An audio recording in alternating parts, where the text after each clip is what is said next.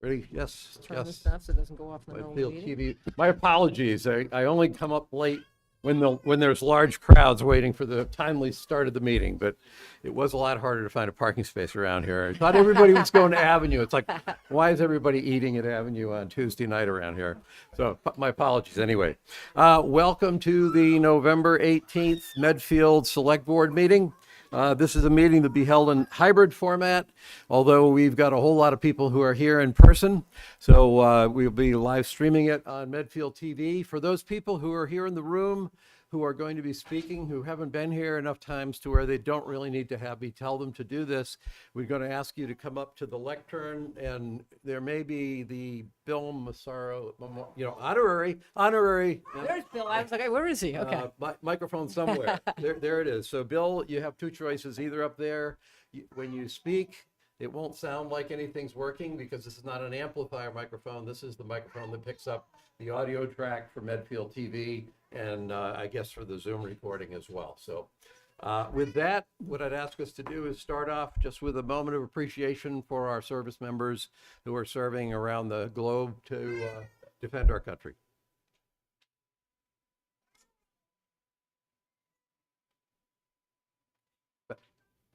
Time's up. Thank you. Thank you. I was like, what is it? Okay. Whatever. Let's see. I have first appointment that we have here is Police Chief Michelle Garrett respectfully requests the appointment of Caitlin Mullaney to the position of police officer effective November 18th, 2025. It's a good thing the police showed up. I think they're here to comment on the town's strategic plan, but it just coincidentally worked out. So this is good. Take it away. And I promise we still have officers on the street right now.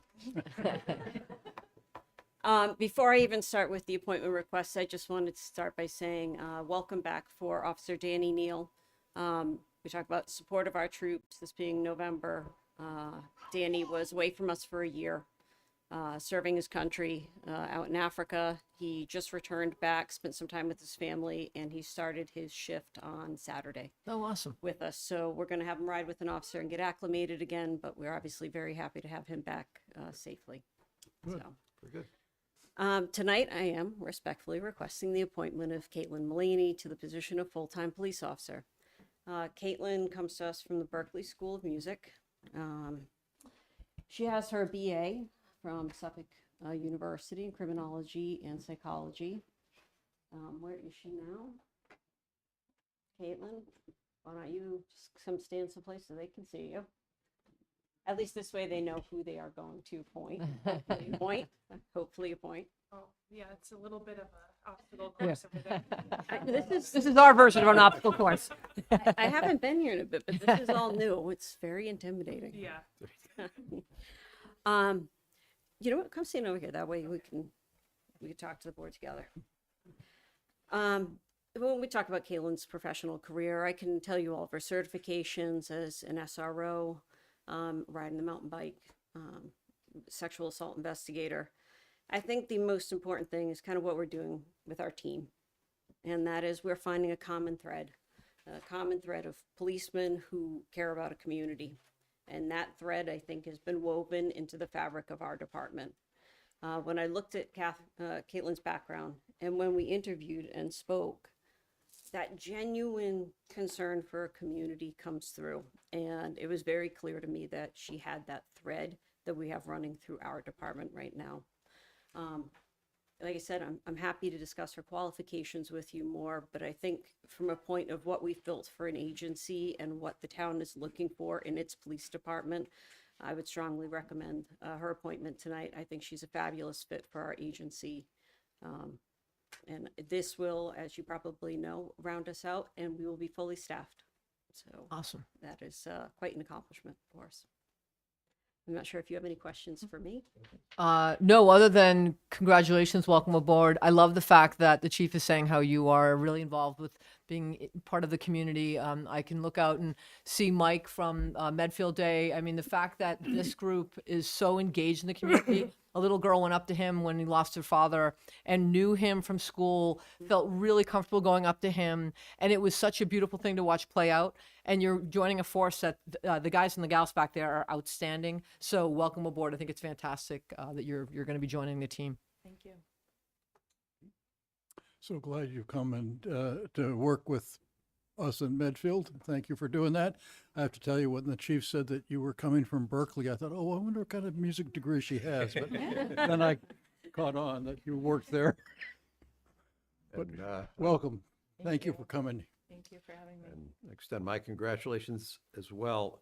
Because there's so many members of the police force here right now, maybe even at least as many as I think I've ever seen for one of our meetings. I want to pick up on your comment about the thread in this town, and I want you all to hear it.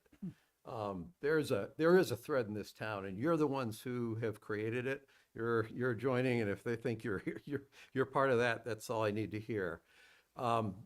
Certainly, somehow or another, I can't pin it down. It's partly presence. It's partly just driving by some of you on the street when you pulled somebody over, and there's a certain tone to it. You're enforcing the law. You're visible. There's a basic energy, professionalism, and I don't know, optimism that I detect in this town, which I'm delighted to see. I think it's been a better, it's gotten better over time. So I guess you're calling it a thread. If it's a thread, it's made out of some pretty strong fiber, and I really appreciate what you're bringing to the town. We all. Yeah, absolutely. So, Okay, motion? motion. I would move that we appoint Caitlin Mullaney to the position of police officer effective today. Second? All those in favor? Yeah, Aye. aye, aye. Aye. Congratulations. Congratulations.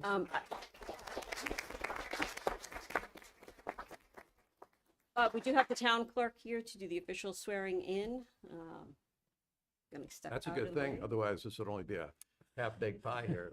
And I'm hoping that we get a picture with the 12 police officers that are in the room eventually, but You solemnly swear that you will faithfully and impartially and to the best of your ability perform the duties to the office of which you have been appointed in accordance with the Medfield Town Charter, the bylaws of the town of Medfield, and the general laws of the state of Massachusetts, so help you God. Congratulations, Jim. All right. Caitlin, just stay here. Her husband and young daughter are here, and if they could pin her, hopefully for what will be the last pinning until you're promoted. So, Justin, do you have the badge with you? Okay. And I say this every time, she's not wearing the vest right now, so.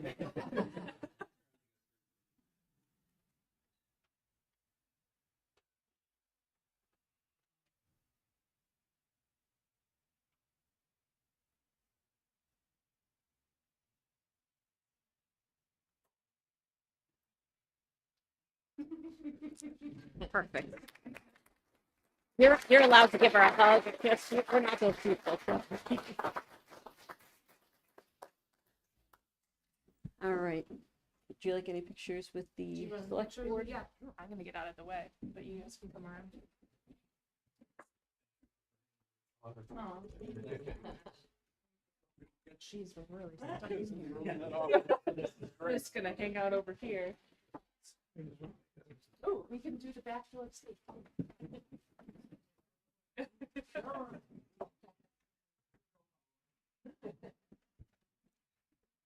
Oh, we're going to share something. Huh? Yeah, okay, share something.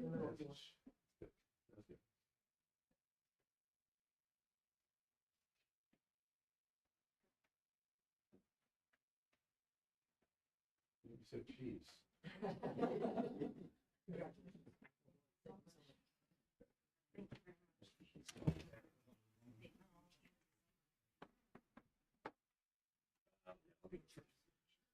And there's more pictures. How do you want to work the other pictures? Yeah, We'll whatever you guys want to, if you want other family photos, you want all. Do those downstairs. You Okay. But we wanted that big picture with all you guys. I was not picking up what you were. Okay, Chief, can you? Yeah, thank you.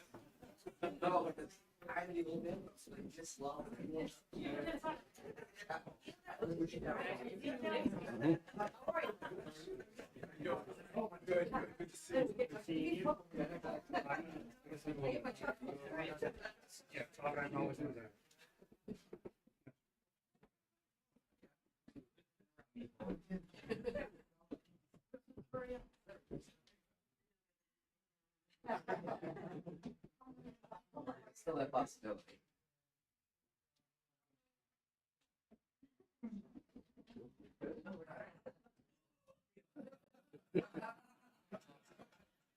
Wait, stop. Oh, no, you gotta do it again. We have one select board, not two. We all select board. A breach of protocol. We cannot allow this. I was almost here. See, I was going to offer to let him put Nova up on the table there.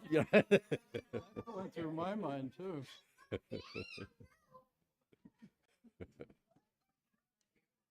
We're good. Okay. This is so impressive. that You guys show up for this.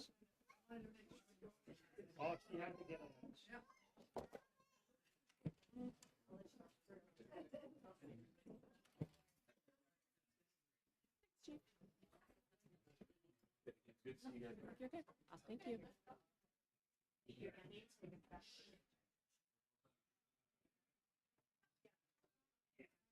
I'm working on it. There's no good place to act like I'm not paying any attention to it. They take a few minutes to clear out. Good.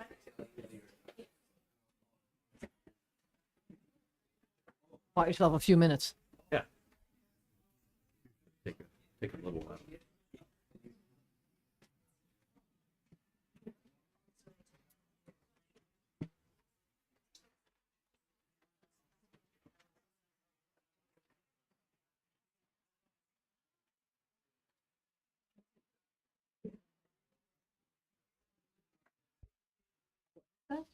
The garage. Oh, but it would, yeah. The whole department basically Thank shows up. goodness.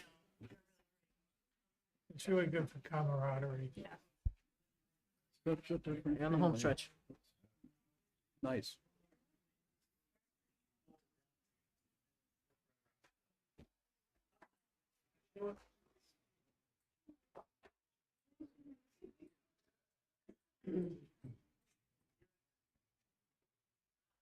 These usually take like 5 minutes to leave here. I would have had these done.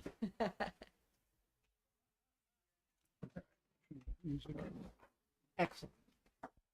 Okay, next item on our agenda is the graduation ceremony for Citizens Academy 2025. Good riddance.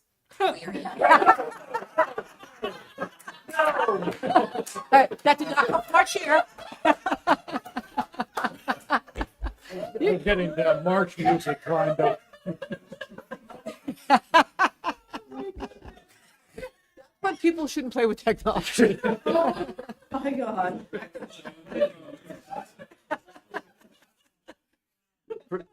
I have a drum roll. You should see what we do to the people that we don't like.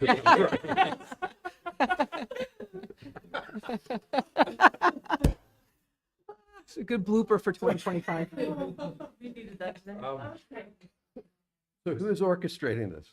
I mean, I think Not Pete, but Got the march music set. I think you want to go through your certificates and call them up, and we Okay. can Oh, get sure. we Okay. can get everyone could shake hands, and then we can Okay. get a nice little group photo. in we're gonna. front. Do you call want? them up. Do you want to do a quick recap so people who are seeing this for the first time Yeah, understand? okay. Yes. For people watching who may want to sign up for the next class. Yes. Yes. So this year we were lucky enough to do our first Citizens Academy. We had over 8 weeks. We had an opportunity to visit every department in the town in over various different buildings across town as well.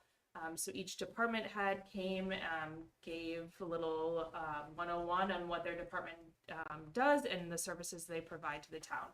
So it's just a great opportunity to get folks involved, get people knowledgeable about the different services we provide, and just make an informed citizenry. And that's not only for town meeting, but it's good to have people that know what's going on kind of out as residents up there. So we are very lucky to have a great group of 7 people sign up as our first group. I thought that was a great number. And we had a lot of fun over our 8 weeks. I learned things. I had opportunities to do things I had not done before.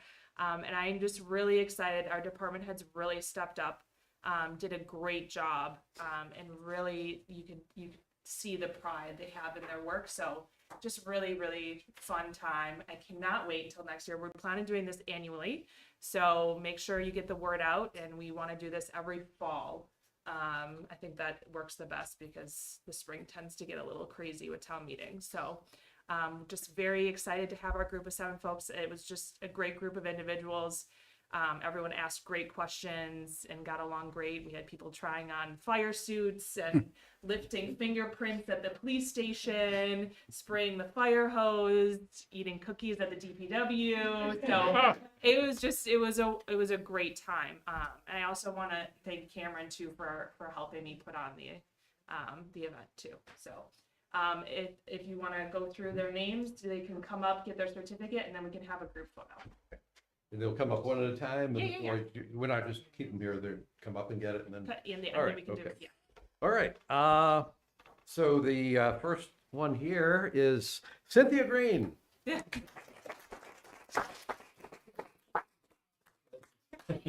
Congratulations. See, I think in high school, they always stand, high school Yeah, graduates, they yeah. just keep standing, right? Okay. We can It's not do it. raining right now, that's good. Next one is Tom Melville. Congratulations. Pete, thanks very much. Pete Bradford. Oh, thank you. She has a new title, I love that. Next one is, whoops, sorry. Next one is Catherine Herbstuber.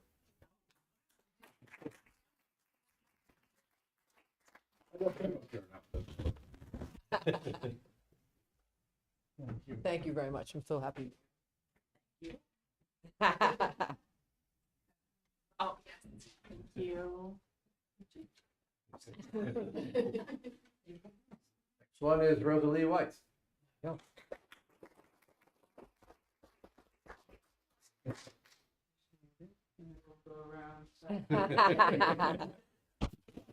Awesome, thank you.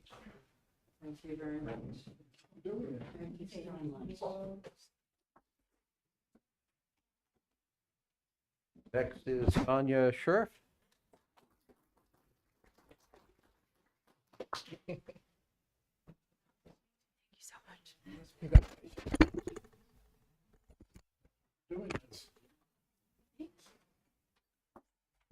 And there's a sign-up sheet for the volunteer town committees. I'm sure that they're. Oh, no, we've already committed. Next is Elizabeth Kelly.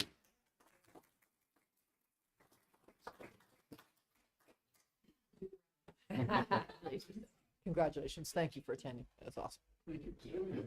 Thank you. Nice to meet you. One person left in the room says, how come I wasn't in alphabetical order? Robert Herbstuber.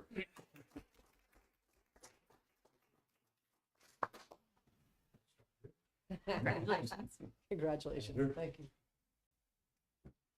That was a great job, Brittany. You did a great job. Thank you. You have a son who works at BC, by the way? Pardon? Yeah. Yeah. Our son works. All right, let's get a nice group All right. photo. Photo op. Now you want to get the I'll go music with this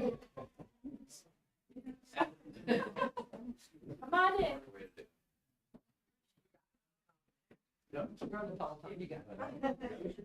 Shimmy, shimmy up there. Get in there.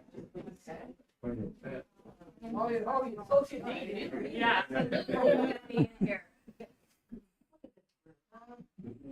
All good. Perfect. Thank you.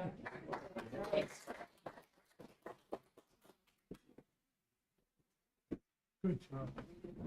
Good job.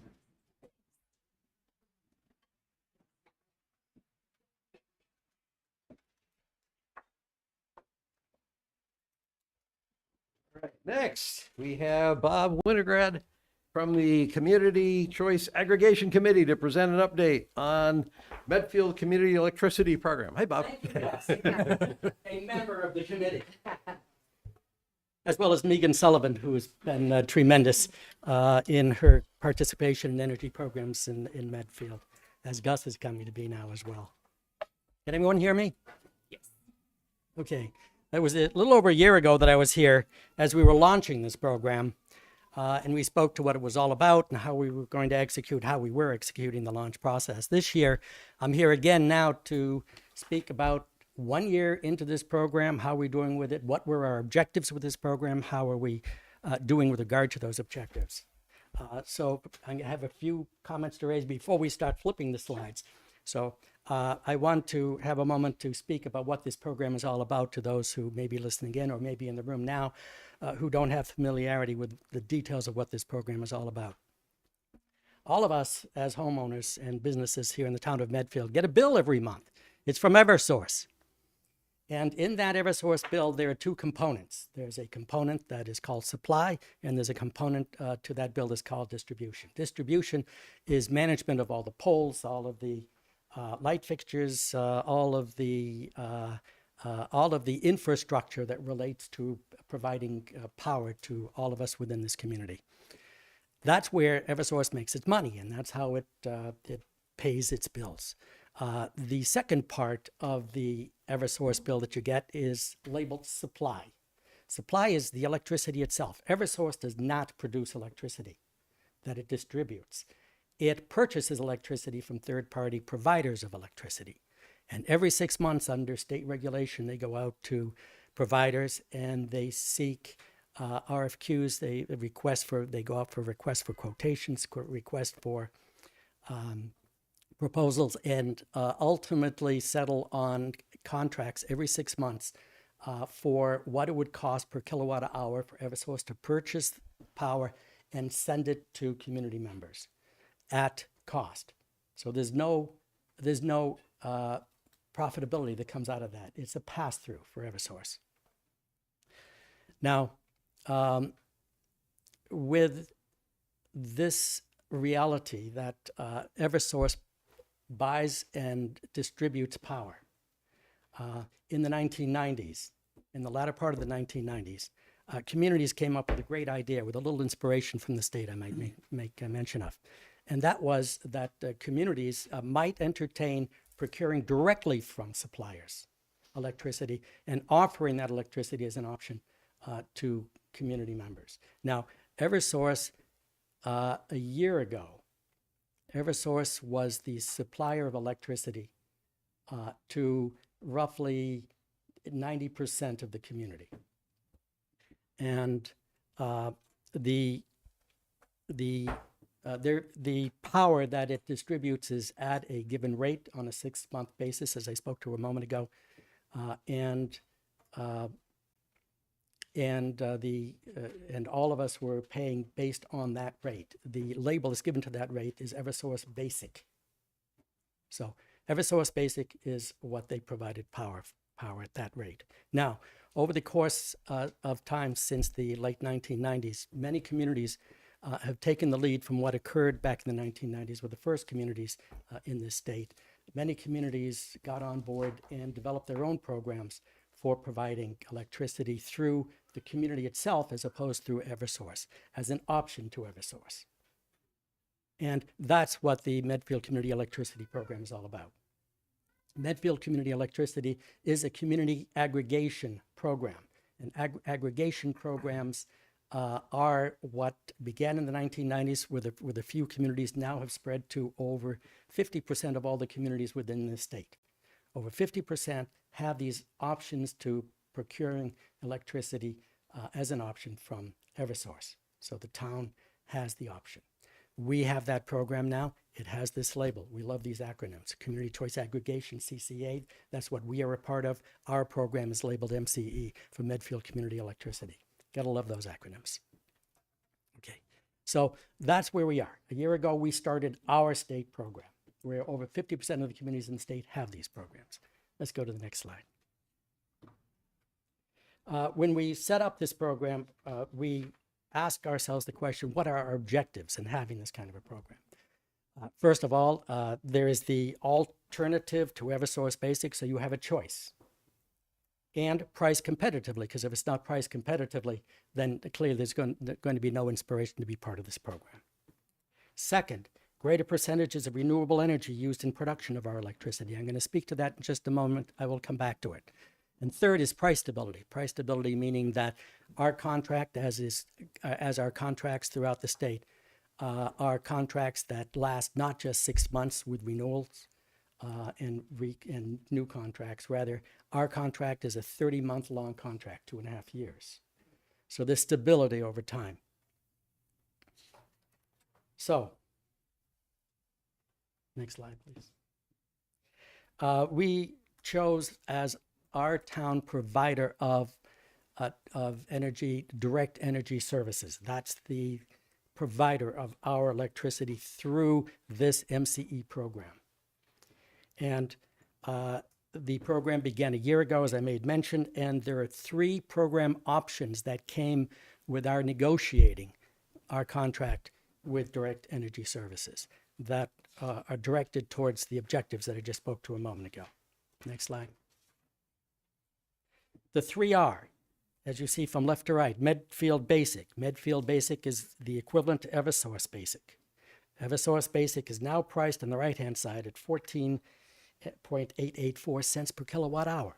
That's the current rate as it's provided today for anyone who is still part of the Eversource basic program, where your supplier is coming through Eversource, not through Medfield Community of Electricity. Those who are part of the Medfield Community Electricity program can be on Medfield Basic, which is the equivalent of Eversource Basic. You can be joining Medfield Standard, or you can be joining Medfield 100. Medfield Standard, what's the difference between Medfield Standard and Basic is that there's more renewable energy content than is required by the state. Eversource adheres to the minimum requirement that the state dictates. That is, at this point in time, 63% of power coming from Eversource is from renewable sources. Medfield Basic is equivalently the same. Medfield Standard is 10% over that in its supply of renewable energy content. And Medfield 100 is 100% renewable energy provided to you through this program. So there's options of being in any one of these programs. You see that we have 288 under Medfield Basic, 288 enrollees, 3396 under Standard, Medfield 172. This was as of June. Okay, and there are 615 residences and businesses that remain under the Eversource Basic program.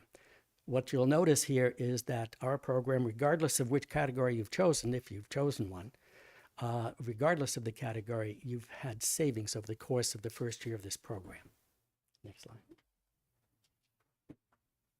If you were a subscriber who signed up a year ago at the very beginning of this program, through this first year, and with the assumption that you used or consumed the average amount of kilowatt hours per month, which is 786 to be right down to the third digit there. If you fell into that category, 786 kilowatt hours per month, over that 12-month period, if you're on Medfield Basic, you saved over Eversource program $206. $167 for Medfield Standard because it has more content of renewable energy.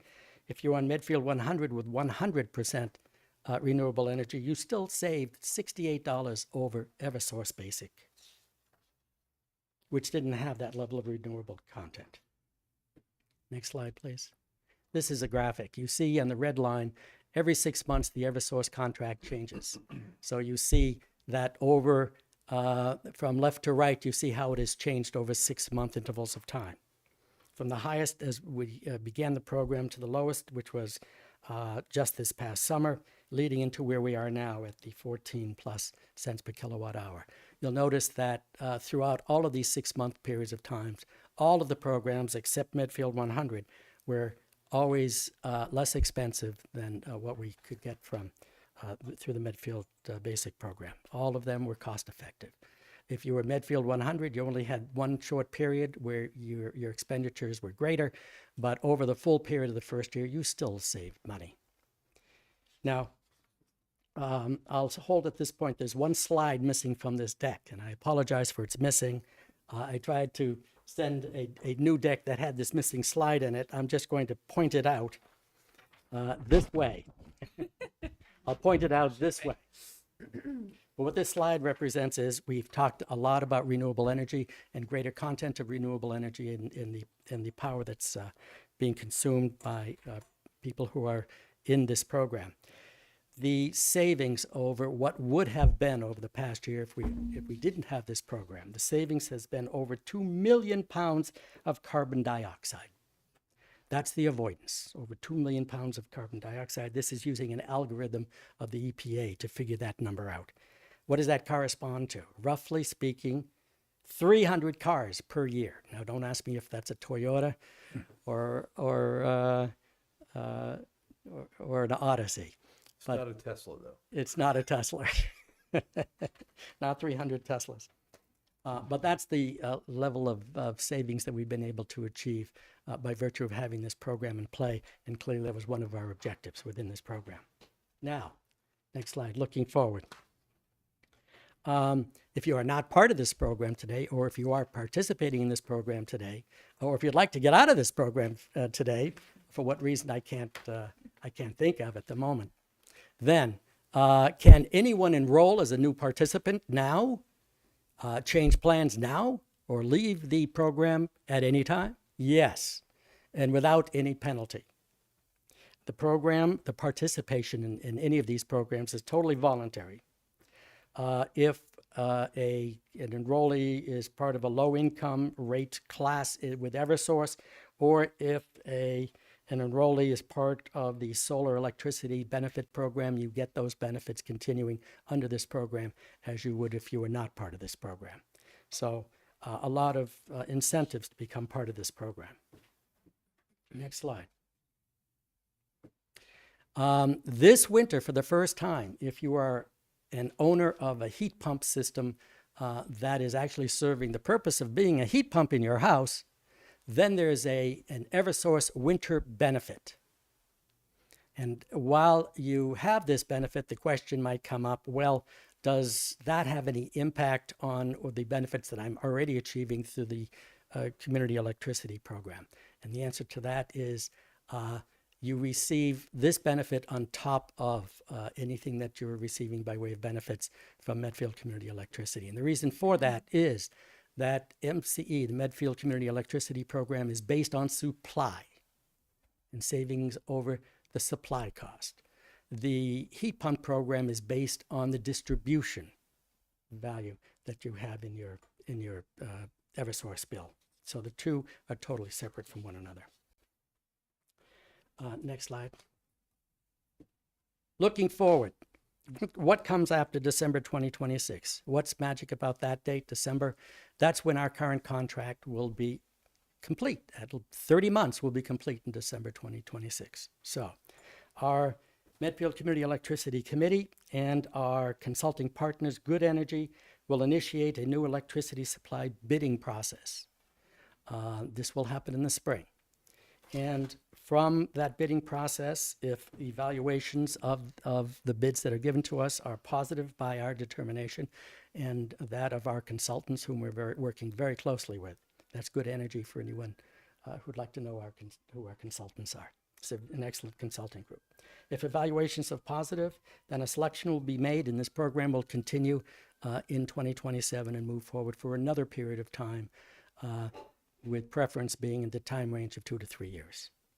If the bids are not positive to our evaluation, then we may go out for a second bid and hope that we find better findings that come out of a second bid. Should that not be the case, then we can put this program on hold. And rarely has this happened. It has happened amongst communities, but it's rare to see this happen.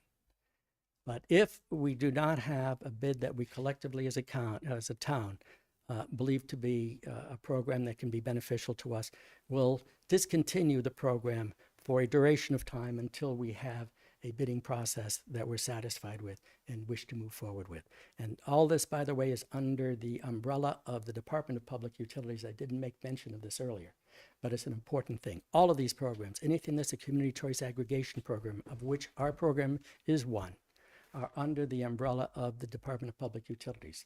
They want to make sure that contracts that we build with suppliers meet the terms and conditions that they believe are appropriate to a program like this. So there's our protections. That said, next slide, and it's a Q&A. Any questions? Please. No, there's an effort to make the distribution fees flat, so they don't go up and down with the quantity of electricity you buy. Because, sorry. Yep. Yeah, Tommy, you want to take that too? There's an effort at the state level to change the system so that if you buy a certain, so that the distribution fees don't go up and down with the quantity of electricity you're buying, Right. because they really shouldn't. It's a fixed cost. Those poles don't cost any more if I buy more electricity or less. Yep. Do you know the status of that? And have you made any efforts, you folks made any efforts to affect a change in that regard? We haven't. We've not been engaged with that question to this point. It's an excellent question. And I might add that, Eversource has two divisions. One is electricity, the other is gas. And gas operates the same way. Mm-hmm.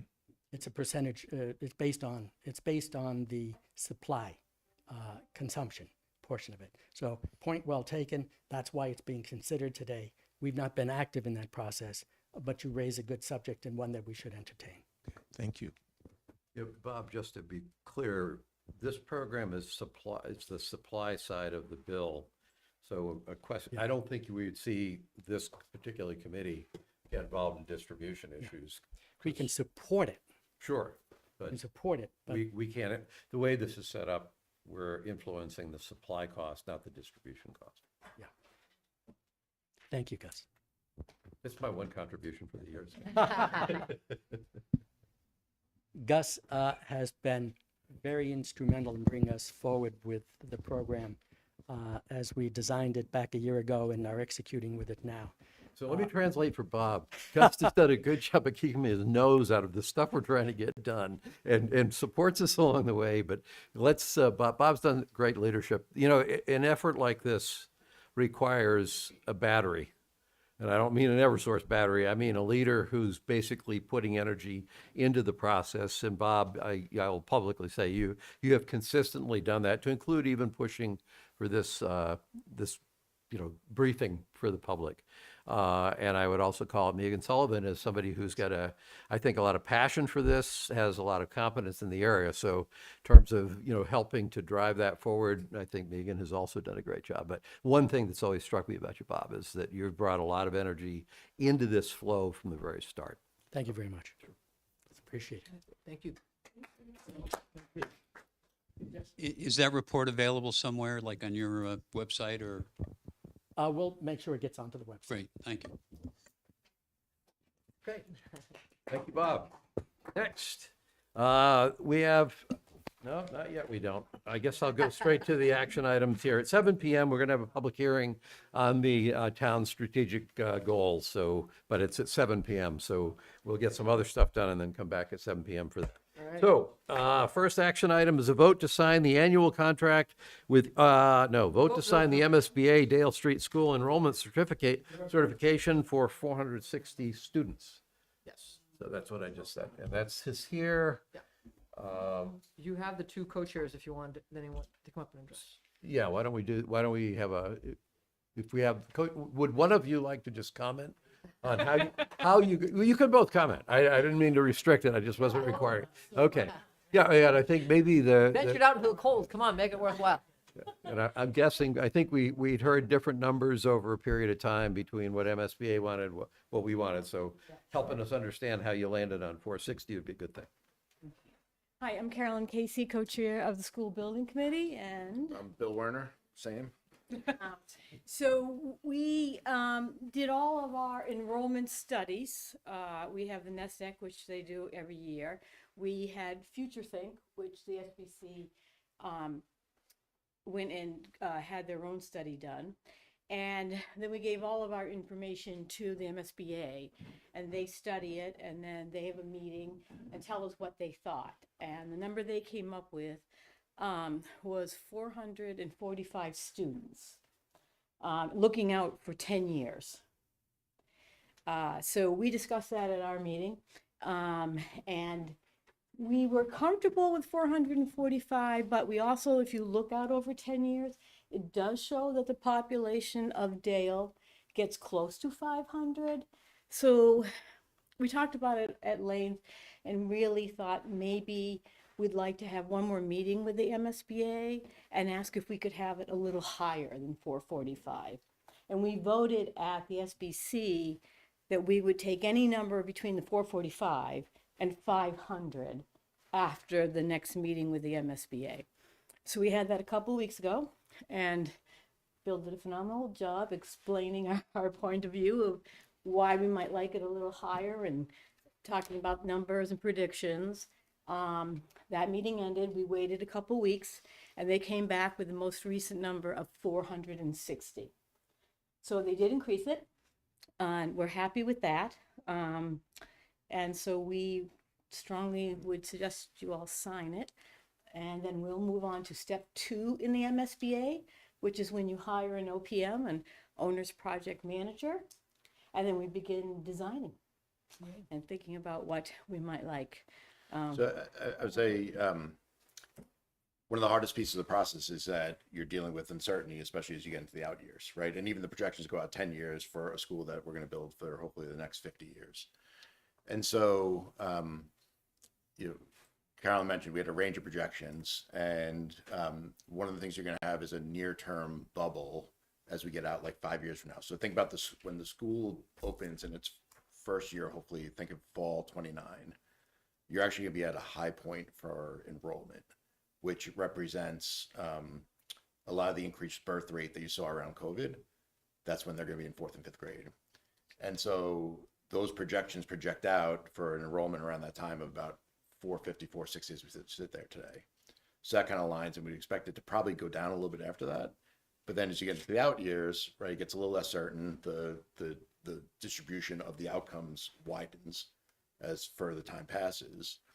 And you wind up, as you get out 10 years of, the projections range anywhere from kind of like 410 per year to up to 510 per year. And so landing at a number like 460, we feel good about, because it allows you that flexibility to flex up and down in classroom size as needed. So think about, right now at 460, you're probably at 21 classrooms.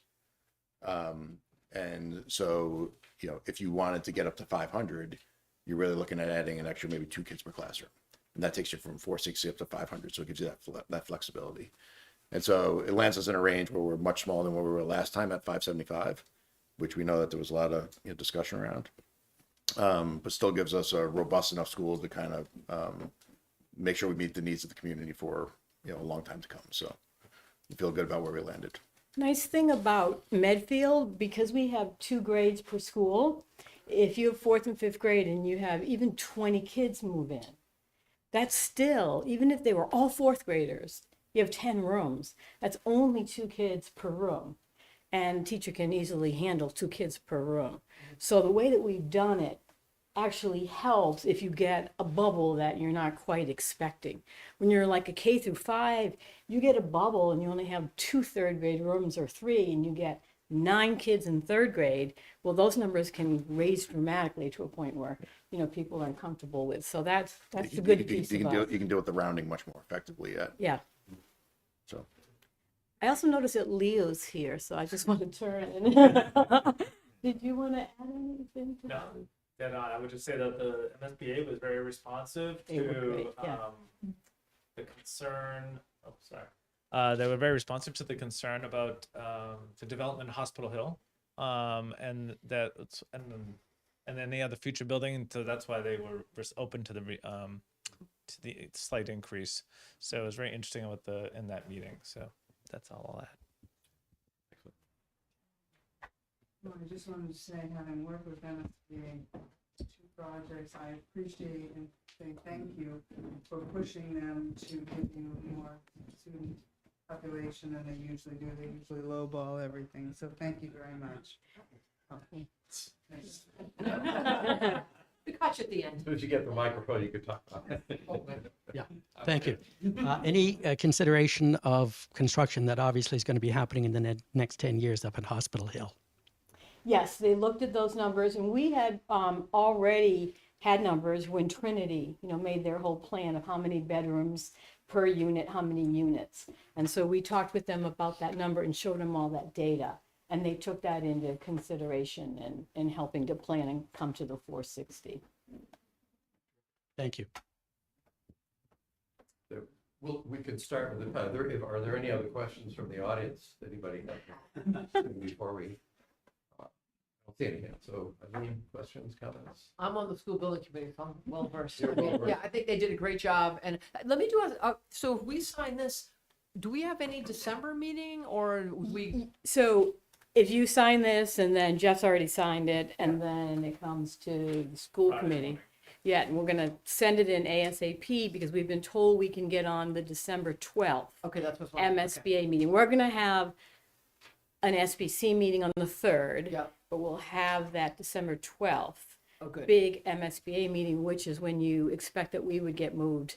And the sooner we move to the next step, Okay, that's what I was curious the about. faster we move the whole project, so we're not, the longer you wait, the more it costs. And do you just need Gus's signature on this, or is this all three? It's just Gus. Yeah. Okay. I'm curious about the number, because of the fact that the MSBA insisted upon that 575 figure the last time, which struck me as being Very high. way higher than we needed.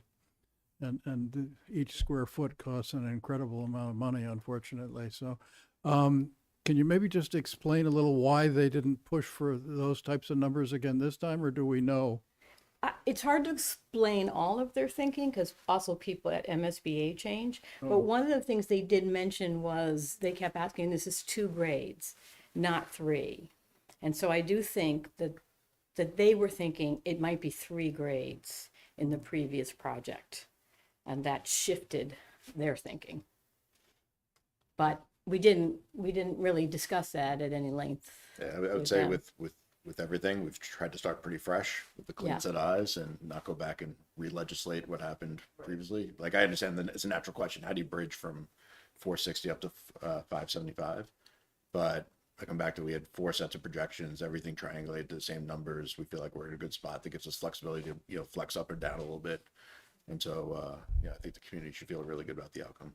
I'm interested because I thought the actual numbers per class were under 200, and so but I heard you say that we're going to go up to 460 or something. Yeah, I think that's 5 years, so I think it's the hard part, because you have to plan for a range of outcomes in the future. And we're at 400 today. We know we're going to be something much higher than 400 a couple of years from now. Then we're going to go back down likely. And then, but when you look at 10 years, like I said, you could be 400, you could be 450, you could be 500. Like, birth rates, economy, everything goes into it. And if you look back to the 70s, we've been up near 200 before. In fact, when my son was in Dale Street, it was one of the really big classes. So we have gone up near 400, we've gone down, we go up a little bit, so it's not like this, and it's not like this. It's, we go up, we go down, we go, so, Yeah, my nephew, Frankie Perry, who's in his 30s now, his class was 275 graduating from the high school, so. Yeah.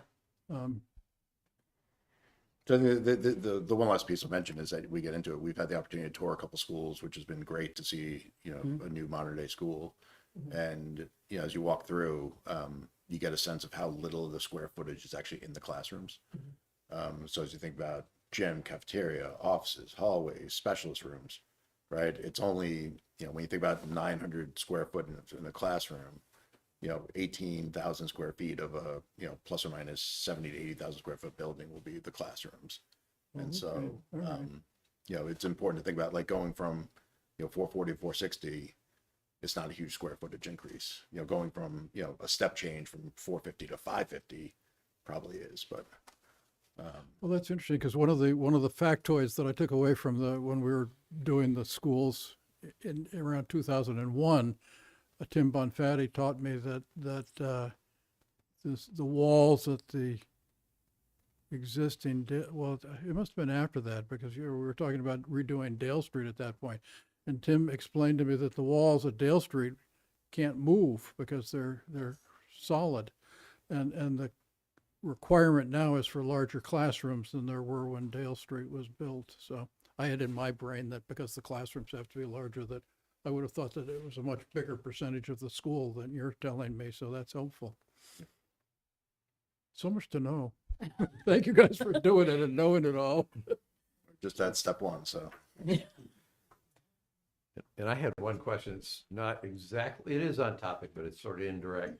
After, in looking back on the project that didn't fly, so with hindsight, I sat there and said, well, the dispute was over what the enrollment projections were and what that implications were for the school. And where my head went on all that is, it's a shame that we didn't design a school that actually had a pre-planned wing that wasn't going to be built, so that if in fact those high projections came to fruition, we knew what we were going to do if we had to actually do something. And then I thought about the school, my elementary school in my hometown, and I started off in a little, it wasn't a little red schoolhouse, it was a little maroon schoolhouse.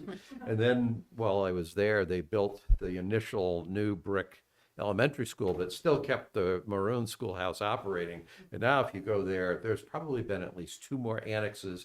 The maroon schoolhouse is no longer there. There's another building there. My point was that the school that I went to a long time ago is actually, you can find it. And then there's these other parts that have appended to it.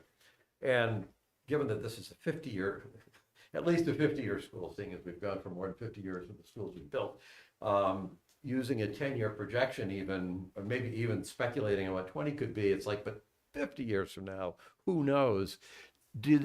Is there any effort in the design process to actually build in expandability as part of the design? You're not paying for doing it, but in the design you choose on the site you're on, is there normally an effort to figure out how would we go about expanding this if the demand told us in the next 50 years we had to do it? I think we'll let you know when we get to phase 2. Okay. Yeah. Well, that, I mean, it's for what it's worth, it seems to me that should be an integral part of Yeah. the design, not because I knew that, because when I look back at the last one, it's like, boy, probably should do that. Well, I think I Yeah. know we'll probably get a conversation with the goals, but there's also probably be some conversation around flexibility with regards to park and rec as well. Right. But you're going to want to have all those conversations as we get into the OPM process. Yeah. That's all I had. Good. We're all done? The answer is yes, Gus. I mean, that definitely can be done. Okay. Yeah. Ready to go? You guys. I thought I saw a question. Yeah, I did have a Oh, question. okay. Oh, sorry. I don't know if it's all Pass the related, microphone. but There's the microphone. Microphone's coming to you. They can hear you at home. when the school is If planned, you could even though we've identified. Identify yourself Bob Herbzuber, and address. okay, in the planning of the school and the budgeting for the school, my biggest concern is maintenance. What is being done to properly maintain that building so it may last 50 or more years without any major issues? That is definitely part of the process. In fact, the MSBA has this whole section on looking at your maintenance plan and what you do right now. And they want to make sure it's A+, because they want the building to last. You can imagine the situation they're in.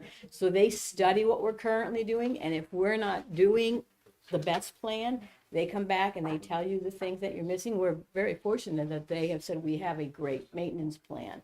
But that is a big part of building with the MSBA. A great maintenance plan for Dale Street? Yeah, it's in general in this, in our system, what we do all the time is a strong maintenance plan. They're very pleased with it. We already had to give them all that data in the first part.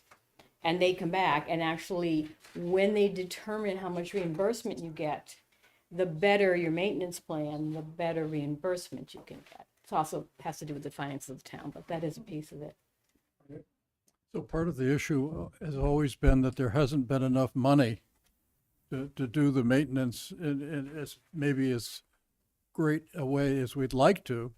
I mean, I don't know if you've seen it, but there is a 20-year capital and building maintenance plan now that has a price tag of 120 million attached to it.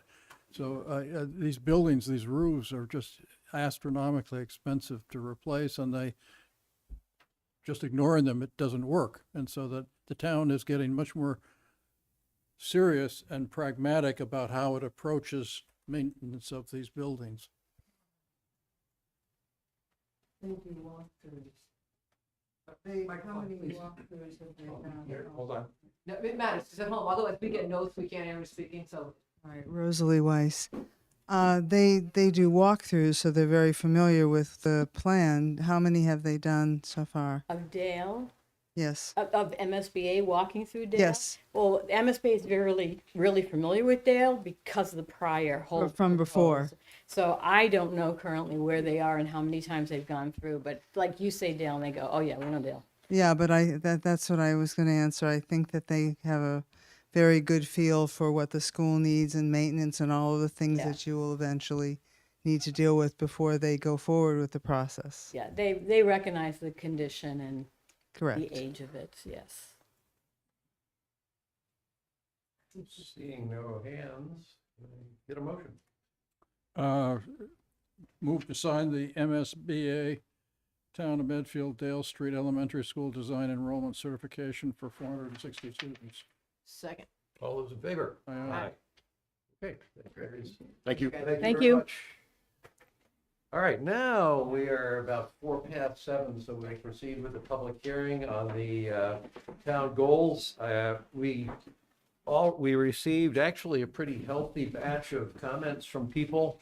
Having gone through it, my own cut on it is that I was sort of happy to hear some comments from people calling for things that we're actually already doing, so that even though we haven't finished it, there were some things like maybe with the wayfinding initiative that we have, and even there were some things that came in the comments that it's like, well, good, I guess we're on a good track there.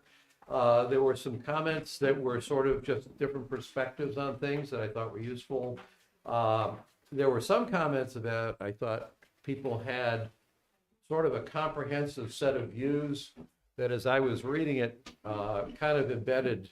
They're not just purely plans because they've built in some assumptions about how we would make trade-offs. So it seemed to me that it'll be a little bit of work trying to figure out how much of that makes it in, how much doesn't, because some of those positions they're more opinions about a particular direction as opposed to consensus on something that the whole town would agree we need. But I very much appreciated all the inputs that came in.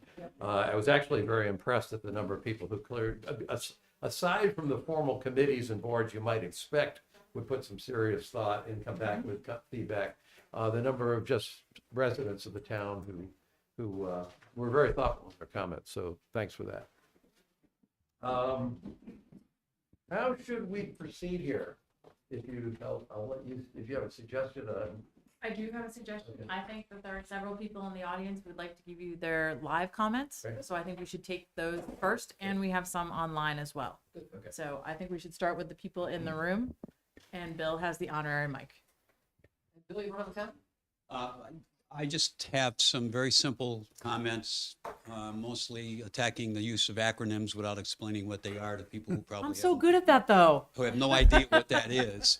So I've just called them out, and there's a couple missing words and a couple One typos. administrative question, town council, do I have to formally open this public hearing? No downsides, I would do it. Okay, I formally open this public hearing. Now you can talk, Bill. So now I'm done. I'm just gonna pass in my markups. Who's next? Thank you. My lawyer brain went to the same place yours did, Bill. I added explanations of defined terms as I think of them as. Coming from the military-industrial complex, I mean, I've Sometimes acronyms are good because they can be whatever you want them to be. This is true. T-Sark's one of them. Do we have other comments from the audience? All right, Hilly. Hi, Hilly Pasas, 24 Marlin Road. So we're in goal 2, and I apologize, I only had like the last hour to read through this. In go through the strategies, I very much support the 20-year facility plan. That's well overdue and really well thought out. I would like to add that the alignment with the facility, in alignment with the facility master plan and the town's net zero 2050 goal, and within the financial Which, constraint. which goal are you in? In this first strategy of the goal 2. Strategy of goal 2. Okay, got it. So it says proactively plan for the maintenance and upgrade of the town facilities in alignment with the facilities master plan and the net zero 2050 goal and within the financial constraints.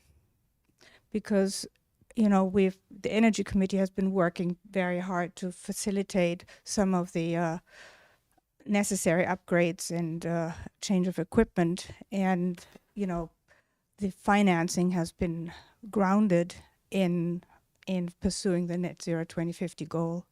So I think that is an important addition in achieving the actual goal of updating and completing the facility master plan. What reactions, comments, or just hear that, take the inputs? Yes. I think we just take the Yeah. inputs and then Yeah. you'll have some time to discuss them Yep. along with the other ones. Okay. And just before we go on, I should just comment, there are several boards and committees that haven't had a chance to meet and would like to comment formally. Energy Committee is one of them. I know the SBC is another, as is Water and Sewer. So I think we should keep our comments open until our meeting on December 16th. So that those committees have a chance to meet and get that into us. So they all expect to be able to get inputs by the 16th of December. Yes. Yep. So yeah, these are my private comments because Mhm. I also Yep. wasn't at the last Energy Committee meeting. So, Okay.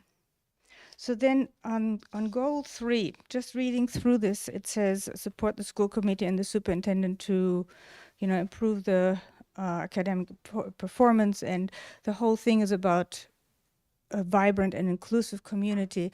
And ever since my kids graduated, I don't feel part of the school community anymore. And I'm wondering whether there could be some more communication, like access of the, you know, residents who don't have kids to some of the school goings on, you know, their newsletters, their, you know, activities. And I find that really hard to understand what's actually going on in the schools. Maybe that could be as simple as having the school information available on a sign-up alert, the way you can sign up for the town side things. I don't know if they do that on the school side. Leo, didn't you just launched a new communication portal? Yeah.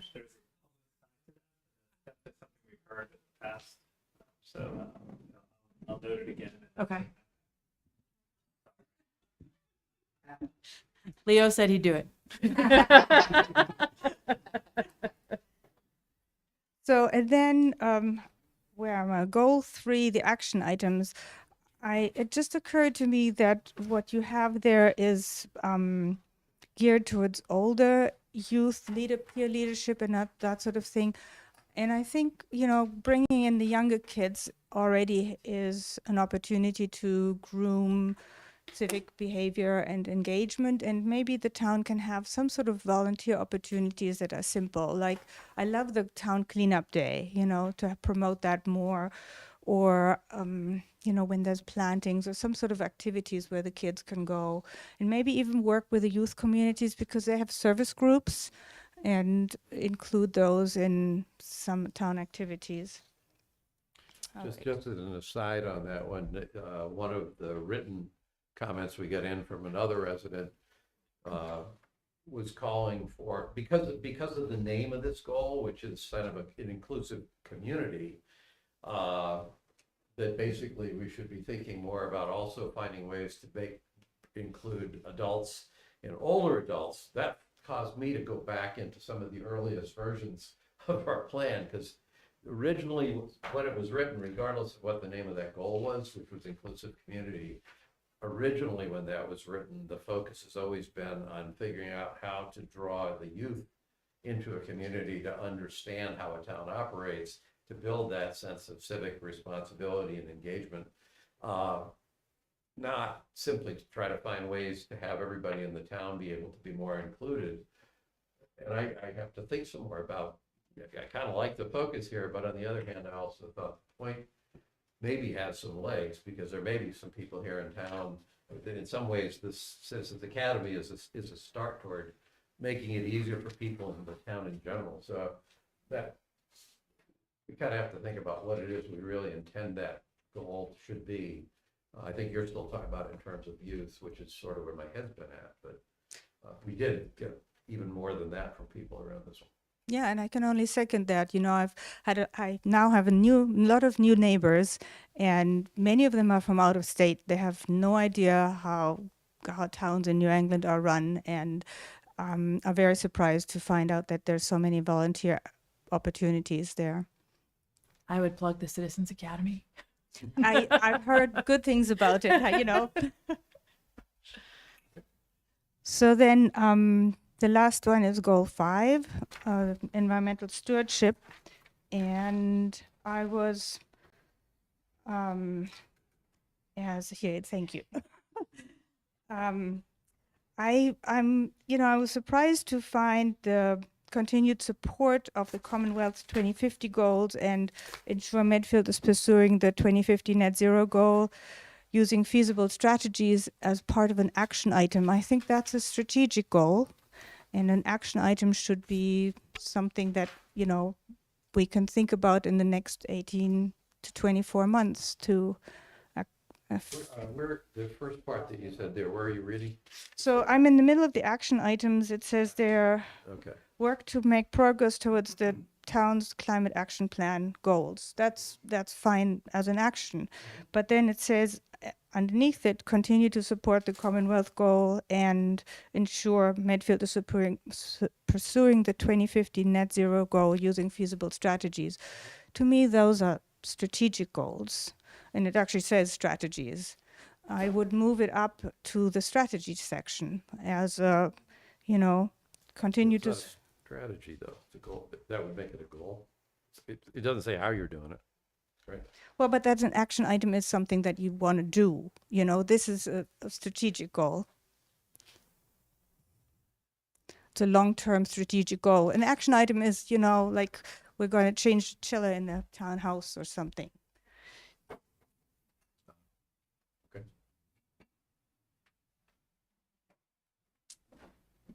And, and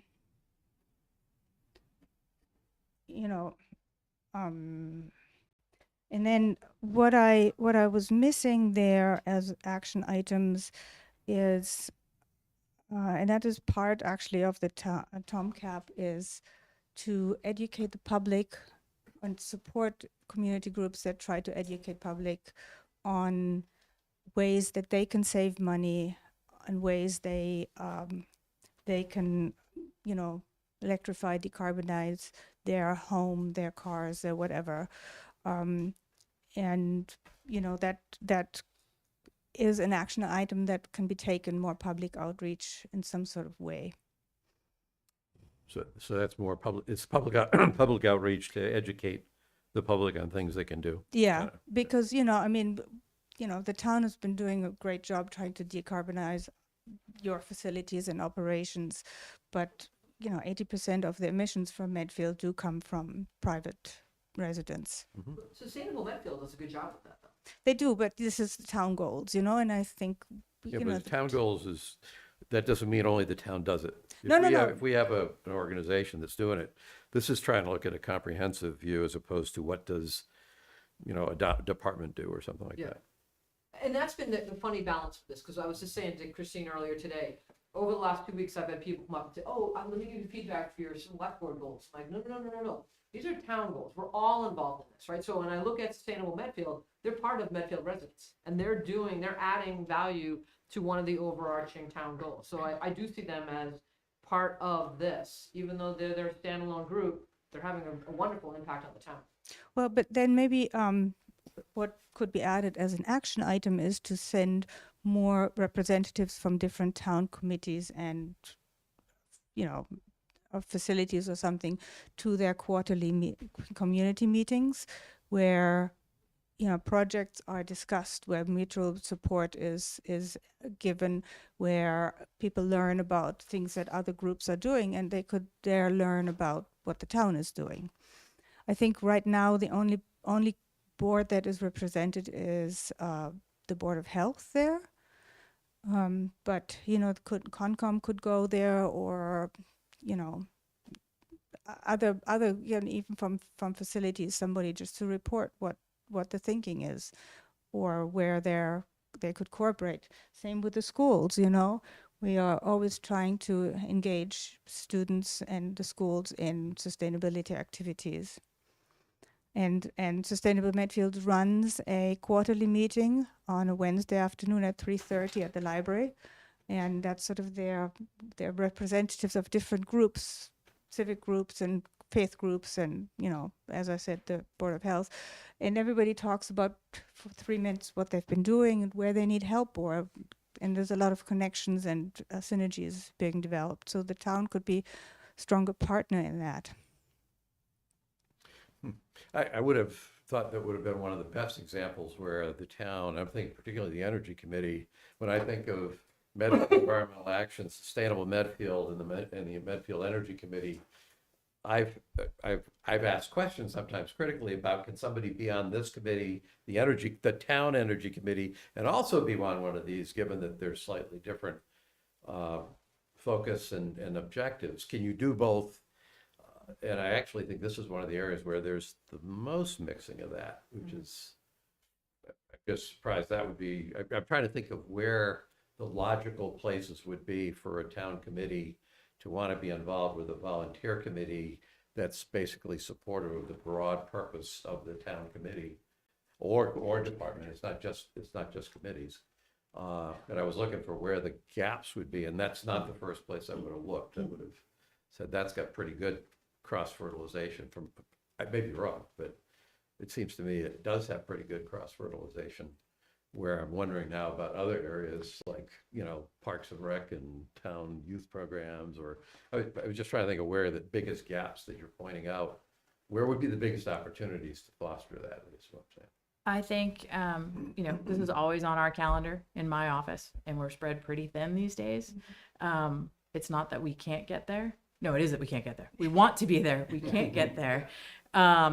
We are very close to hiring our part-time energy manager, and we're hoping that that will fill in the gap that I think you're identifying now. But, you know, that could be part of here. An action item to check off quickly. You probably poke it right underneath the part-time energy manager.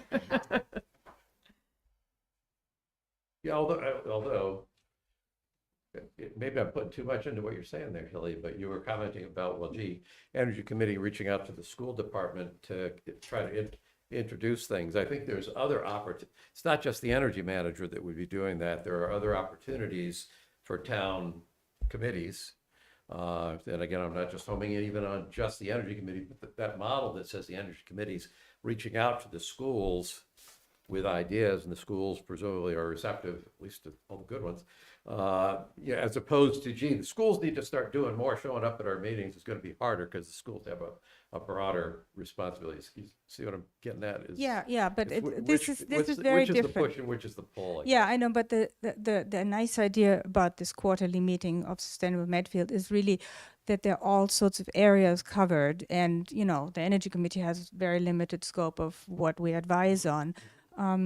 But, you know, there are opportunity for, say, the environmental club or other groups in the schools to say what they're planning to do, get adults to support them from other areas, and it's just, it really is. There's a lot of synergy and mutual help they're developing, and that's I have found no other place in town where this is happening, where, you know, the churches are represented, and you know, the scouts and other people, and there's a lot of ideas all of a sudden floated, and somebody says, you know, I want to do this, and oh, I have resources for that, and I can help you, and it's really very neat.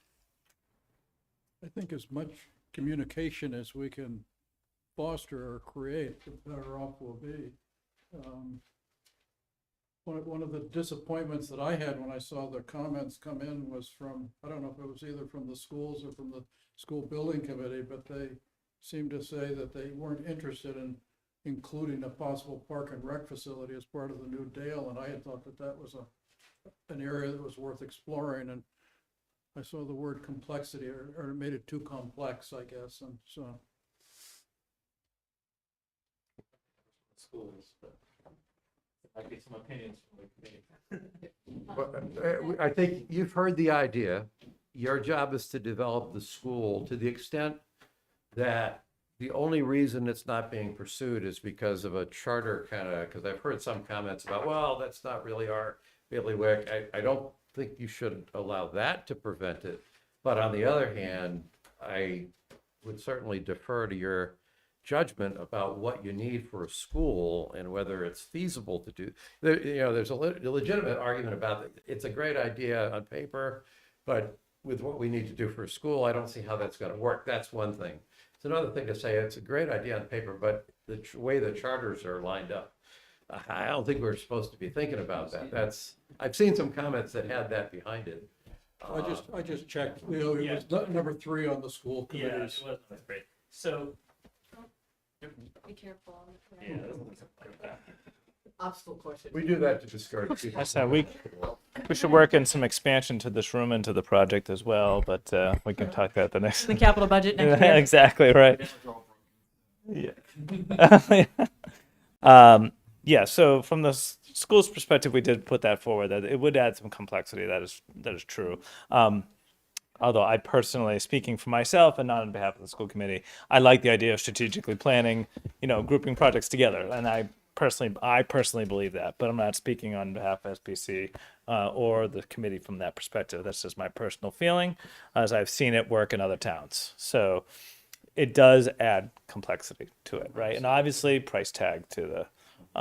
However, as mentioned earlier, building in options for the future is also something that could be done, right? So if it's, not right away to be part of this project, designers will design a building that we tell them and ask them to design. So as part of assigning a design, a designer and say, hey, we'd like to have some options for future expansion for maybe, say, another wing or a Parks and Rec center, right? What could that look like with a hallway attached or something along that line, right? So I think that was the concern, is around complexity. I understand that concern, but I appreciated the idea of some strategic planning in that. So, any other questions to the ones there? I'm happy to. We were caught off guard by it because we've heard mixed messages. At Medfield Day, we heard some things occasionally from people like. We hear Parks and Rec doesn't, and we hear Parks and Rec does, and so of course, without any official communication, there isn't much there. Yeah, but you gotta juggle through here. and here. Hi, Carolyn Casey again, Bill Warner, co-chairs of the SBC. So a couple of just calendar things. When you asked for feedback from the town groups, we didn't have a meeting where we could discuss that goal yet. Because our November meeting, we went to Ashland to see a new school. So on December 3rd, it's on the agenda and we will discuss the goals. And then ask the committee for feedback. I hope it won't be too late in terms of, okay, that's just want to make sure with that piece. And then a while back, we did talk about this, like in the first years, that was 2 years ago, about Park and Rec and their needs and what we were doing. And the thing is that the SBC is, we're under a bylaw, it's in the charter. And it says what we need to do, which is we're in charge of fixing Dale or doing something with Dale. And so we don't feel like we have, power is the wrong word, but the charge to also determine what Park and Rec needs and wants. Absolutely. So we have talked, at different members of our committee have talked with Park and Rec about what they're trying to do, and we totally support and understand their attempt to try to get a facility that makes sense for Park and Rec. And if you've been in town for any length of time, and I've been in town for over 30 years, you will know all the struggles Park and Rec has gone through on this long path. So I don't want to misrepresent that we're not, we could not be interested in working. It's just that we can't drive it. That can't be our role. So I would say the discussion that we've had in the meetings is that, like, like, we want to decisively have a mission one way or another. And so what I don't want to happen is we get to the vote and then at town meeting, somebody raises their hand and says, what about Park and Rec? Can you figure that out? And we're saying, well, we didn't deal with it. So Yeah. like between the SBC, the select board, Parks and Rec, the permanent building committee, right? We should all have hands held and say, this is the plan. Right. And we don't need to make that today, but that'll come to a head over the next, 9 to 12 months. And we should get public input and do everything we need to do so everybody feels comfortable that we're going one way or another. That's my biggest concern. It's like, this project should be hard enough. Like, I don't want to have indecision in terms of how Park and Rec is going to be dealt with or not. But if the decision is to deal with it, like, all in, let's go do it. If the decision is not deal with it, great, like, we'll go do our thing. But like, so there's no view of like, we should or shouldn't. Right. It's like, it's a group.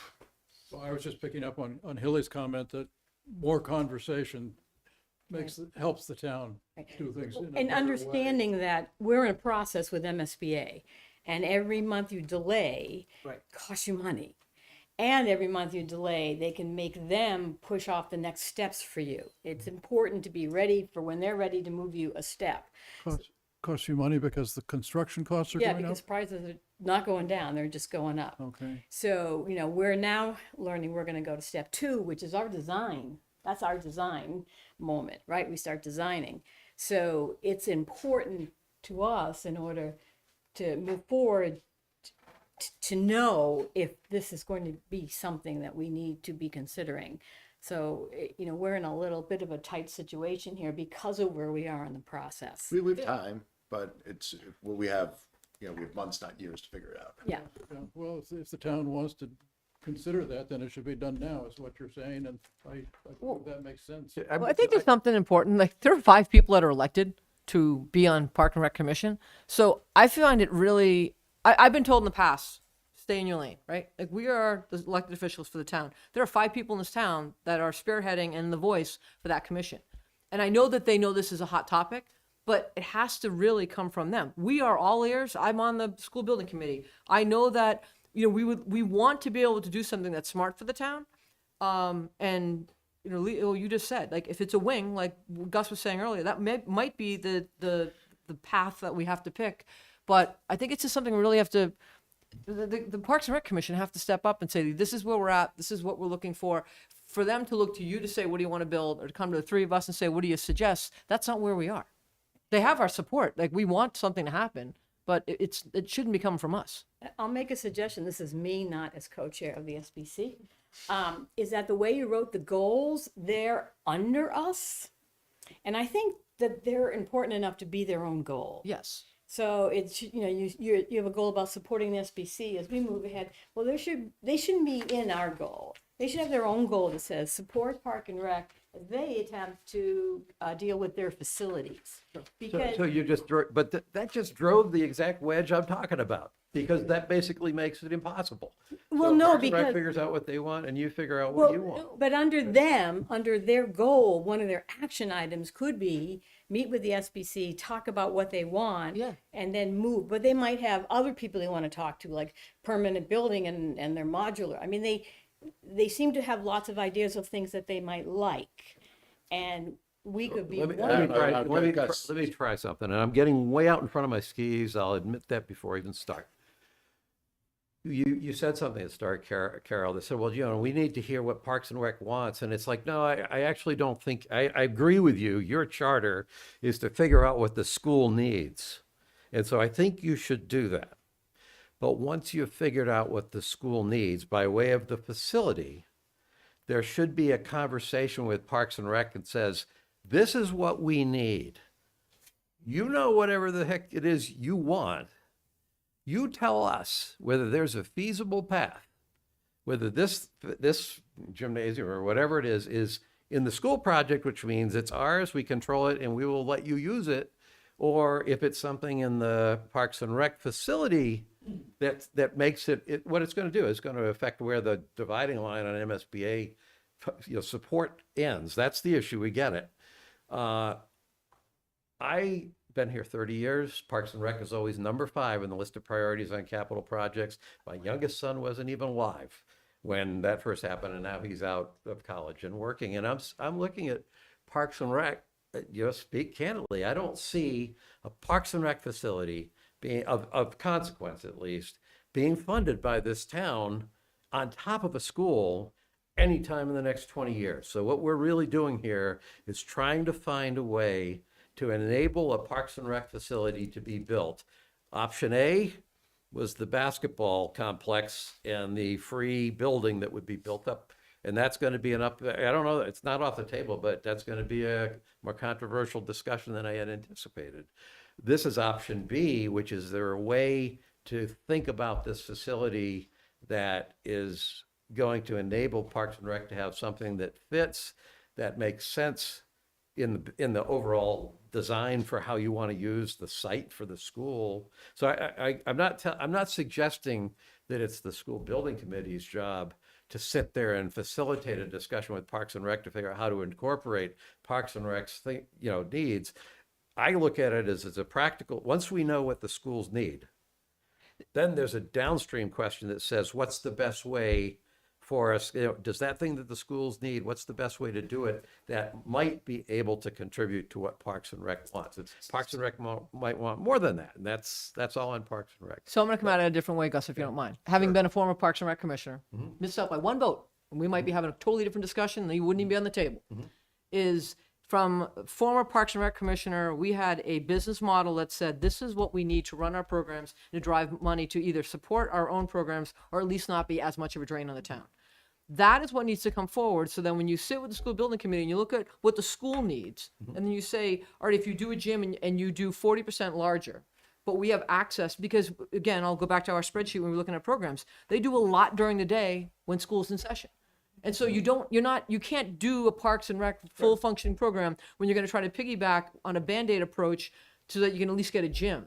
So it really does come down to, what do the programs look like? What can they potentially build into the school that they can get some access to, but there's still going to be something that's needed from 7 in the morning until 4 in the afternoon when kids are in school, but some site for Parks and Rec to function. So that's why it is important for Parks and Rec to come and say, here's our phased approach. If we can be part of this and we can get something out of it, great.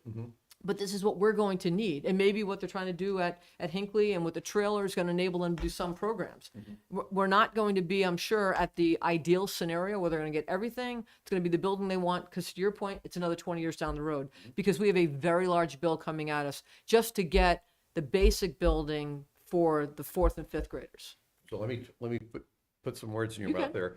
And I'm probably backing your original point, Carol. The school building committee does not need to allow Parks and Rec to drive any part of the school building design work that you're doing.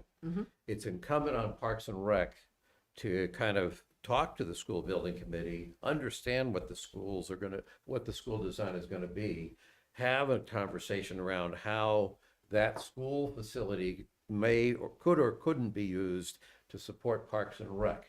And then Parks and Rec is going to have other stuff they got to figure out too. And that's a whole separate thing.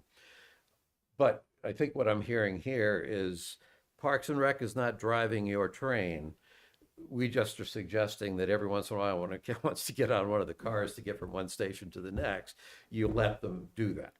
Is that fair? Yeah, and so the town would just have to realize if they build a bigger gym so that it's 40% larger so that youth basketball and blah, blah, blah can use it, that won't be funded by the MSBA. They will look at it and say, this is what we know the school is using. This is now going to be on the town. And we can all go into that with our eyes wide open. Maybe just think about the goals, right? Maybe one of the goals is, a joint session of all the key stakeholders.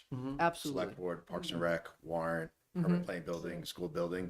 Just get everybody in a room and start the vision, like, where are we going? And I want to make sure that isn't a process that simply gives you a scrambled mash of ideas that has to be digested. I'm trying to get to some clarity around what's the question we got to answer now, who has to answer it, and how does that answer link into what other questions other groups might have. Right, because it's been a little bit of, people keep talking about it, but If we're at the finish line, everybody's like this, we'll all have lost, and we don't want to get there. we're just in a process, so it's like, okay, give us some information or give us something to to show where you want to go or what it is you want to do. My starting comments had to do with the sensitivity I had when I hear the word, it's not our charter to do this, or it's not our charge to do that, because I see that as a sort of another artificial wall that says, well, this is what we do and this is what you do, and we can't really, I'm looking for a coherent answer. I think it's but I'm fair not to trying to say, put it as a committee, we've had that discussion explicitly, Yeah. that if we take that stance, that it's not our problem, like, something's gonna wind up going wrong. then you're on the right track. Having sat in these meetings, trust me, that is not the mojo in that That's room. all I Yeah. needed to I hear. just meant it in terms of, like, I don't want to be responsible for designing Yeah, yeah. something that we have no experience with, Right. right? Yeah, That just totally get it. seemed, yeah, so that's what I mean by the different. We don't have experience with the school. Chris? Chris Potts, 7 Curve Street. There's 2 points that I think are really important to bring up. That MSBA has some kind of guidelines behind the scenes about sort of like the percentage of use of a building that's considered to be community and considered to be school. Because in their regulations, in their documents, they reference the fact that they do support community use of the school, but it's really not clear what that actually means in practice. So it would be good to get clarification from MSBA on that point.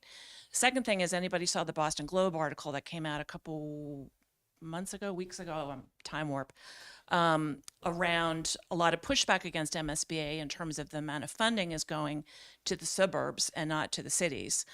In that article, there was a point about legislation. Someone's pushing legislation forward to ask MSBA to consider more community use of school buildings.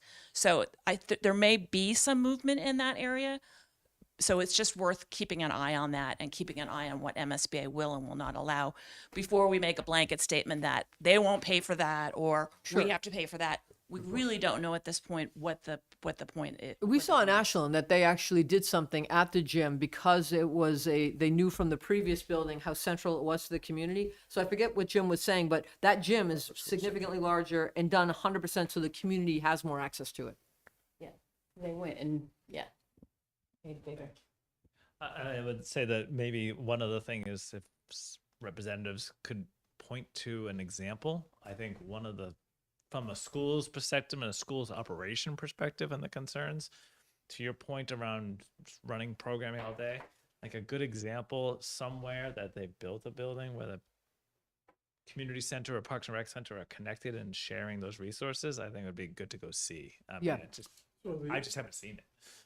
The example that I'm familiar with, and it's the Park and Rec facility that I know best after Medfield, is Westwood.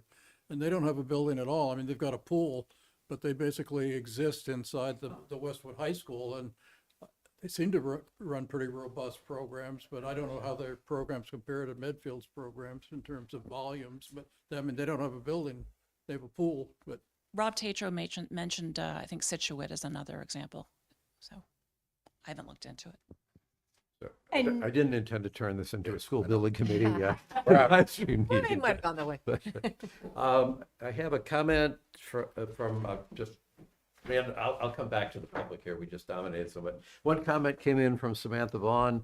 Can you clarify whether there are any goals that address both goals 4 and 5 to protect our old growth canopy around the town? I wonder if there's initial education outreach that we can do to help get the public on board with the tree ordinance. I left a more complete comment in the email feedback, and yes, she did. It actually went to, I think, 2 pages. Yep. And this was only a part of it. Trying to think of how to answer that question. I'm not sure we have an old growth tree canopy to start with, but we do have some old trees in town. My superficial response to the question is that we've had some plans to do tree inventories. We have the tree warden, the town keeps pretty close tabs on the trees that we have in town. And if there's a reason why some trees come down, generally speaking, we're talking about replacing them one way or the other. So it's not like we're not aware of that. Plus the fact that the town is 40% open space is a reflection of concern about preserving trees. I'm not sure what the tree ordinance would be exactly. So We don't have any, we don't, like, if private property, you do what you want to do unless you're Unless abutting it's a wetlands. scenic, unless it's a scenic. So Chris Potts, 7 Curve Street again. So actually the planning board, just before, I want to say, it was just a few months before Sarah Lemke resigned, they started talking as part of their town goals, coming up with some kind of a bylaw around a tree bylaw, and it would affect private property. There are some tree bylaws that are out there that if you plan to remove a certain percentage of trees from your property, that it has to go under some kind of review. So I have seen them. I have seen some of those bylaws. So it was just something that was brought up. I don't think they have the bandwidth to. I can't speak for them, but I just know that there are other things that are more important on their Newton plate. has that But sort of a bylaw that if if a developer comes in and cuts down a tree on private property, they have to replicate somewhere else or pay money. Yeah. It's a very, So- it's a very stiff tree bylaw. And the libertarian gene in me would be reluctant to be immediately supportive of anything that intrudes on private property. Oh, rights. same here. That if you buy a home like the developer already built, and he's supposed to do what he's supposed to do, but if I move in, and actually I have living proof of this, and I'm not going to say it live on TV, but there was a tree that really needed to come down, and people pushed back, and it did come down when the owner bought it because it made a lot of sense for what damage that could have done to their brand new home that they bought. So I think they were looking at a specific development in town where there was a substantial amount of tree clearing that they wished that there was some kind of yeah, bylaw for, in for a place. developer, I get that makes sense. Like, Yeah. So I'm only mentioning this for factual purposes, Yeah. as to reply to the comment that this has been a little bit of discussion on this. Just thinking about the recent Garrison Path project, that was one that definitely got a lot of public scrutiny. I mean, the neighbors were counting the trees that were being taken down and why they were coming down because there was a road going in and it's hard to for drive. people a that had road. trees on their property before they bought their home. Well, it was the developer who bought the property to develop it, who had plans for how to go about developing it. In that review, there was pretty close scrutiny paid to how many trees had to come down, which ones could be. That I don't have a problem with. It's that when people have a piece of property with trees on it, and suddenly the town wants to regulate what they can do with the trees on their property, that's where I fall off the I wagon. took on my that. pine trees down. Yeah. Well, I would, since you're citing your libertarian views on it, I would just remind you that I have this desire to put a car repair shop next to your home. Oh, yeah, that's where I depart And that's from. why we have Yeah. zoning to That's right. keep me from doing that. No, I absolutely, and that's where I fall, that and free drugs is the place where I fall off the wagon with libertarians. But if you want to see what that looks like, go to Houston. You'll see the taco parlor right next to the house, right next to the car parts, so it's there. Upstate New York, same thing. New York, Right to yeah. annex towns, in Texas apparently, that All right. cities can grow. All right, all right. Got a rat hole again. This is gonna have to be a new action. Yes, Leo, did you, last word? I was gonna say, just make sure the last item, number 3 from the school committee was just around, no, not 3, sorry. Number 2 is around expanding club offerings at the high school, and we're just unclear and kind of where that came from that approach. And I think you saw our response around the 50 active clubs already existing at the high school. I guess it's the most they've had in some time. I'm not that much close to the historian of the club counts, but that's good for my son as a freshman there this year. And so we're just curious as to what the driver factor was on any of the programming involving the high school more than anything else. And so particularly around the healthy behaviors and the activity, the amount of Where work. are you reading this from? That was in The expand club offerings at high school, focus on promoting healthy behaviors, and then the school committee feedback. Number 2? Let's start. Which goal are we in? Oh. This is the goal 3? Goal 3, and I believe Kathy is available to speak to that. Okay.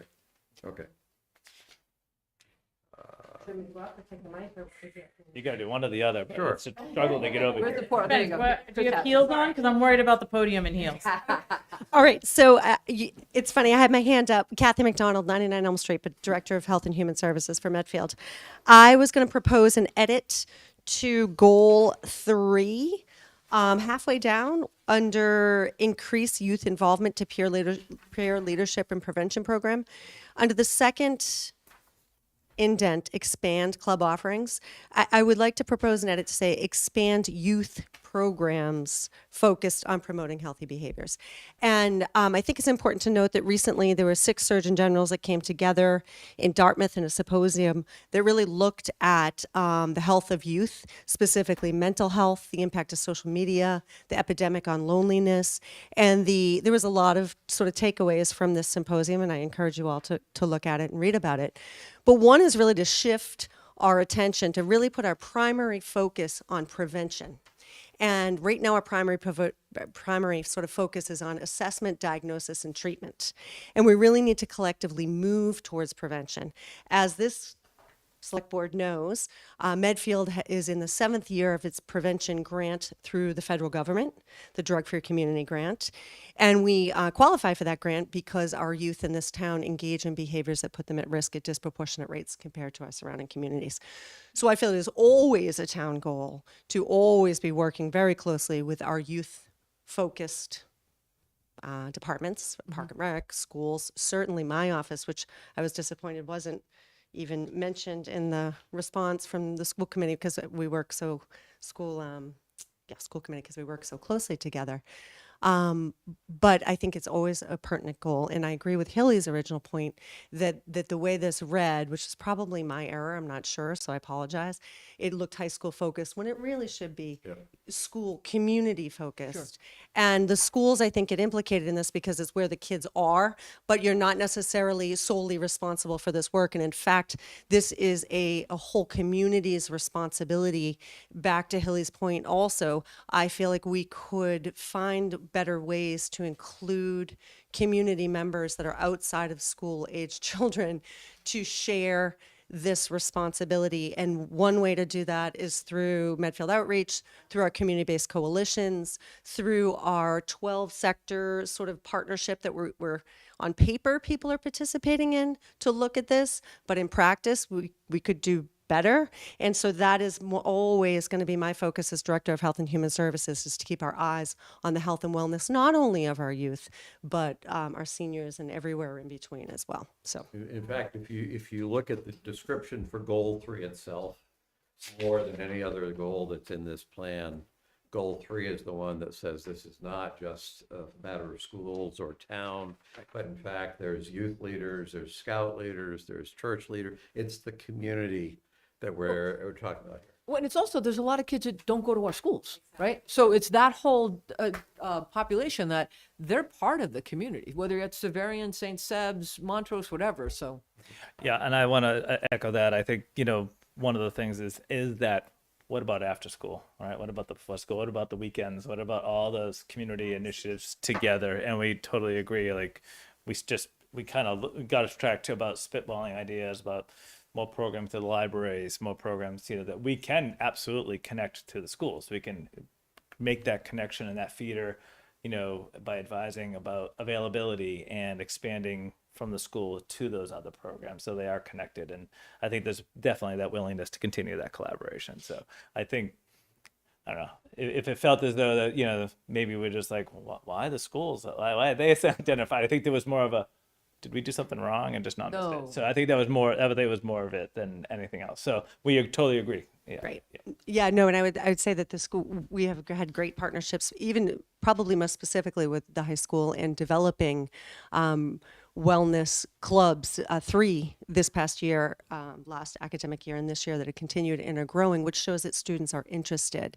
I would say that one of the points I think that the school committee had that I took a little bit of scratching my head about was to do those clubs after school and on weekends, when from one of the student representatives in your letter said that there's no time, that's a conflict. So to point us in the direction where it already doesn't work is problematic. And so really to capture these kids when they are available means sort of getting them at some point during the school. We know that before school's off limits because of the whole shift in the school time and really trying to put health and sleep first as a primary driver of student wellness, which of course research supports that. So looking at maybe flex periods or that short little after school, but so it's a challenge. It's an ongoing challenge that deserves ongoing discussion. But the school day is short, it's jam packed, and we're really looking to ways, creative ways. And I also love the opportunity to have a youth advisory council for the town, because not all school leaders, there are lots of leaders that aren't leaders at school. And it gives a real opportunity for students to become engaged and do things in other ways that's not just under the school building. So I really wanted to support that role too. Yeah. But thanks, Leo. I think that we'll have ongoing discussions about how to make this happen. Thank you. And to balance once again, Samantha said she's got her hand up, so I think she wants to have something to say if we can. Can I just say one thing? In terms of this section, do you think that you two could kind of work together to rework this section so that everybody's happy with it? Yeah, I just wonder actually if that one edit of saying youth programs instead of Medfield High School clubs might capture. You might. Why don't you just give it an edit, send it over to SB chair, not SB. Sorry, school SC chair. Sorry, Cal. But if you want to weigh in too, Carolyn, that's fine. I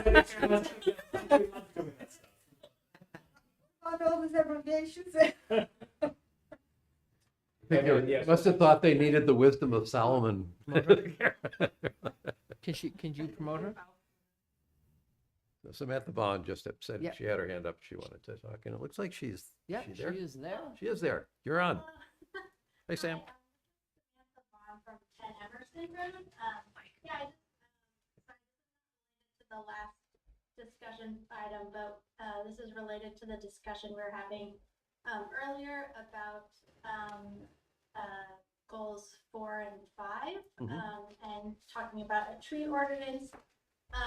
I just wanted to, I guess, add and clarify to my comment earlier that I guess I was curious, since environmental stewardship is a town goal as well as maintaining like the character of the town.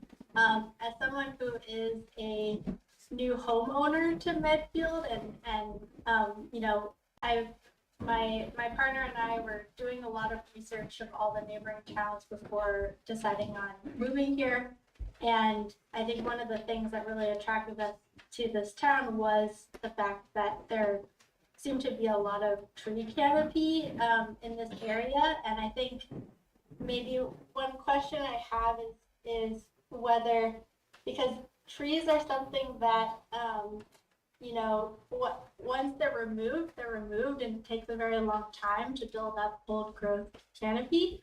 And I know that a tree ordinance is a scary word to a lot of folks, but I think I had a good discussion with Oslo, I think before, about how, you know, education is sort of the first piece that comes before a tree ordinance, and the importance of tree canopy in a city.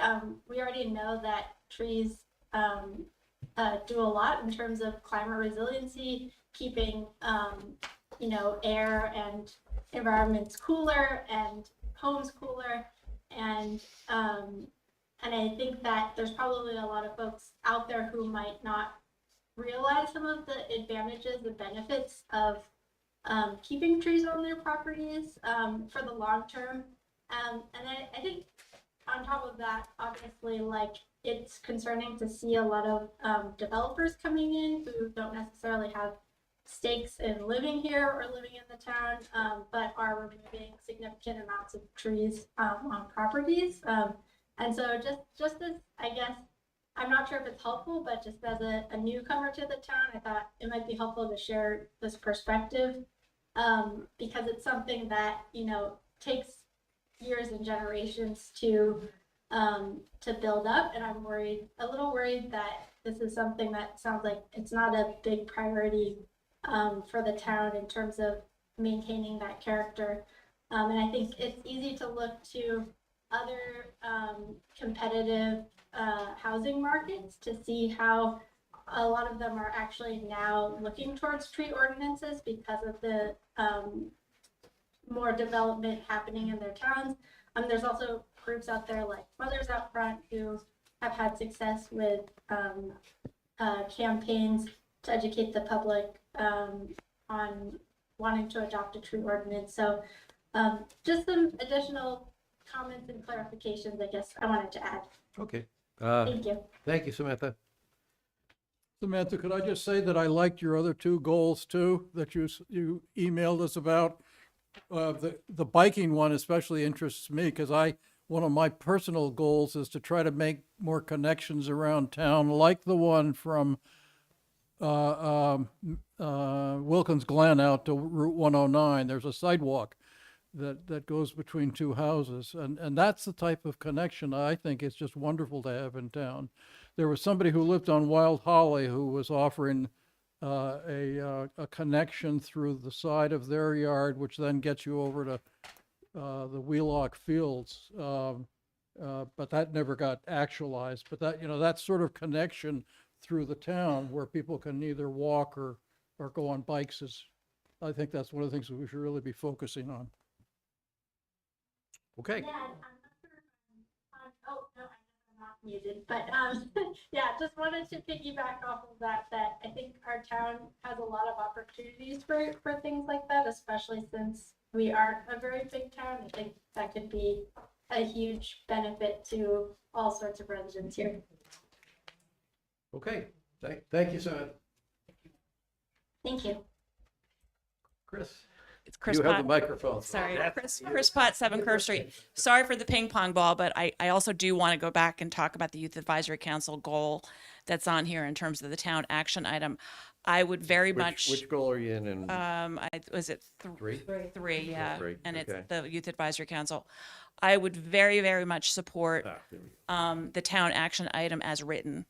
I think it's, as Kathy already said, and I'm 100% in support of everything that she said, is that, we have multiple various advisory council models in town, whether it's at Belforge, whether it's when Medfield Foundation, having worked in youth mentoring for years with all the youth mentoring organizations in the state, kids gravitate to whoever they're going to gravitate to. And if the town can provide a youth advisory council that appeals to students in a different way, and students who are not in Medfield Public Schools, who are in private school or homeschool or whatever, I think it's really good to provide those opportunities and not look at it as being, competing with the existing high school efforts. So I would just say I'm very much in support of the town action item the way it's written. Who would the Youth Advisory Council be advising? I'm assuming that this was around any student who was interested, right? I didn't write this. No, so like the Youth Advisory Council or the student members of the school committee, I get it. They're a member, that's the organization, it's the schools, and you bring youth in to do that. I think we've talked here at probably more the town administrator's office with the summer intern programs that have worked out tremendously well. If anything, we'd like to find a way to expand it and maybe even have some college interns that we could actually pay to do some of the work, because they've been doing tremendous work. So the idea of providing avenues for youth to get more involved in that sense, where usually it's the summer, I see having just I'm not sure who the advisory council is advising. I understand the one at the school. They don't understand. Well, I'm just taking it from what it was that's in the document. So you- It's actually in the document. Okay. Somebody else wrote it, and I'm Okay. just in support of. So you just think it's okay. I'm in support of how it's written. Yeah, it's my understanding, Kathy McDonald, that this came sort of under what you're talking about, Jess, the college age ones. And I think the idea was to, Marion Benaldi worked closely with some students on doing a expose on some of the departments. That went over beautifully. That tied over to the schools and sort of showed them not only civics just in the classroom, but civics is how it's actually practiced in their community. And there was talk about looking at sort of expanding that or looking at ways to grow upon that as That's I'm what you're talking about, yeah. remembering it. It's I not don't a- think it it's has not a any real council. form It's yet. more- yeah, Yeah, got it's it. more like this would be a nice thing to think about how to grow. If I'm The police and the Yeah. fire both ran academies for the kids in town.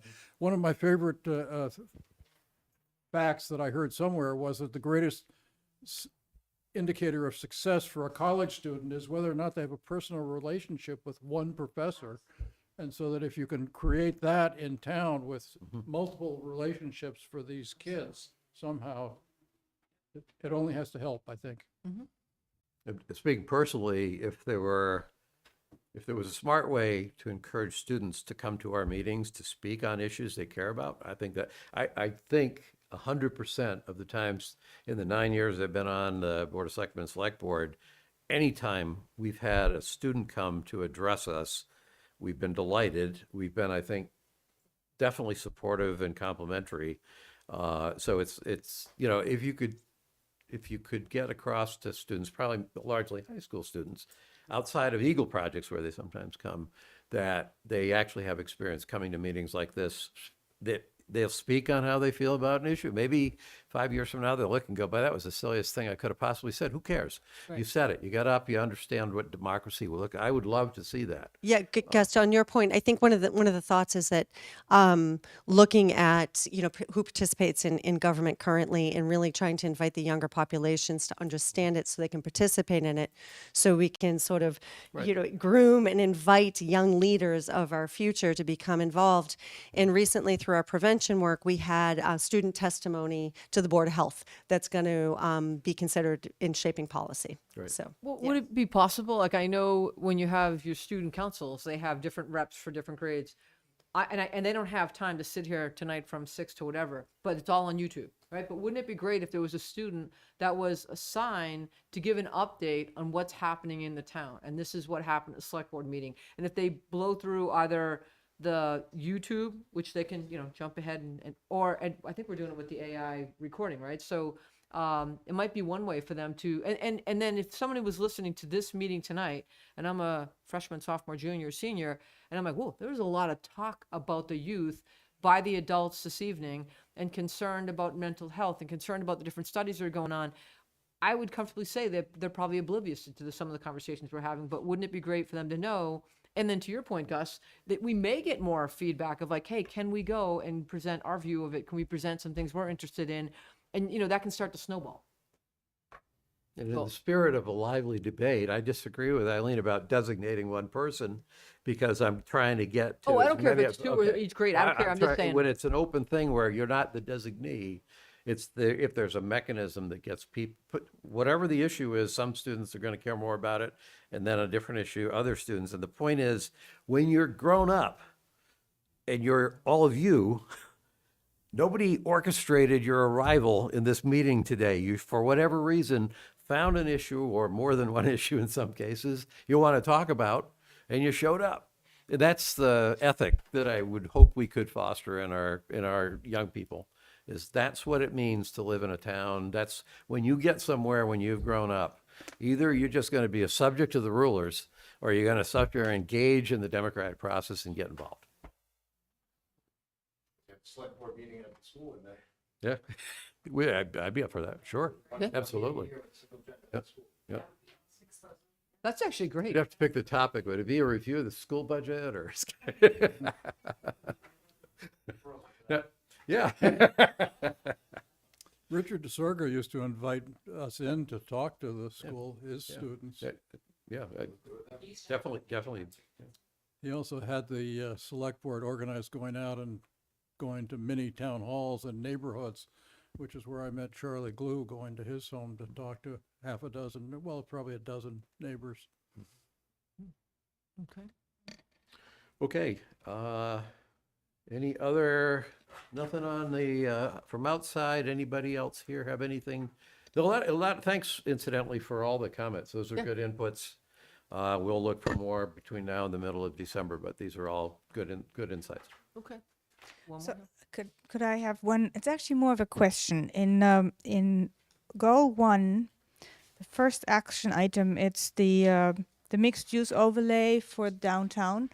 I'm a big fan of mixed use, and I kind of missed that discussion when it happened with Medfield State Hospital.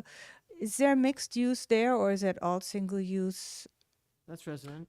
Yeah, I think the mixed-use overlay we're talking about here, I think is the one the planning board's actually been working on in the downtown area where you'd have ground floor would be commercial, but then there'd be, you could put apartments up above so that it's, for lack of a, closest thing I can think of right now is when you go to Wellesley Square, you're looking at mixed use.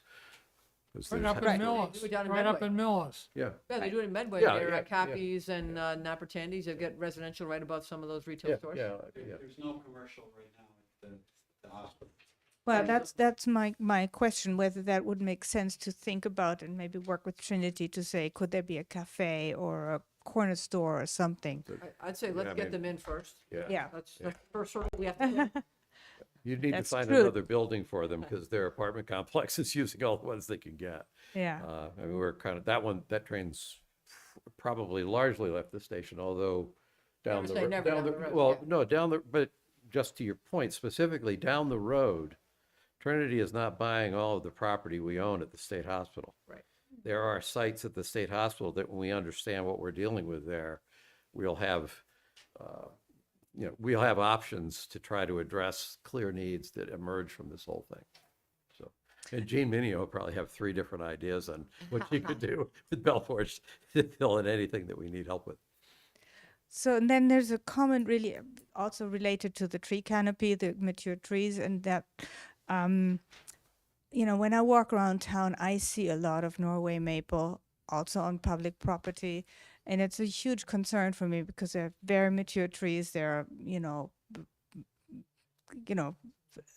like exactly that. They're contributing to the tree canopy, but they really shouldn't be there, and they need to be replaced. So there's going to be a sort of a shock we can't take them all out at the same time, but we should really address them. They're at Dale Street. Town property. On town property. They're on Dale Street. They're at the library. They're down the roads. There was a state program when I was growing up.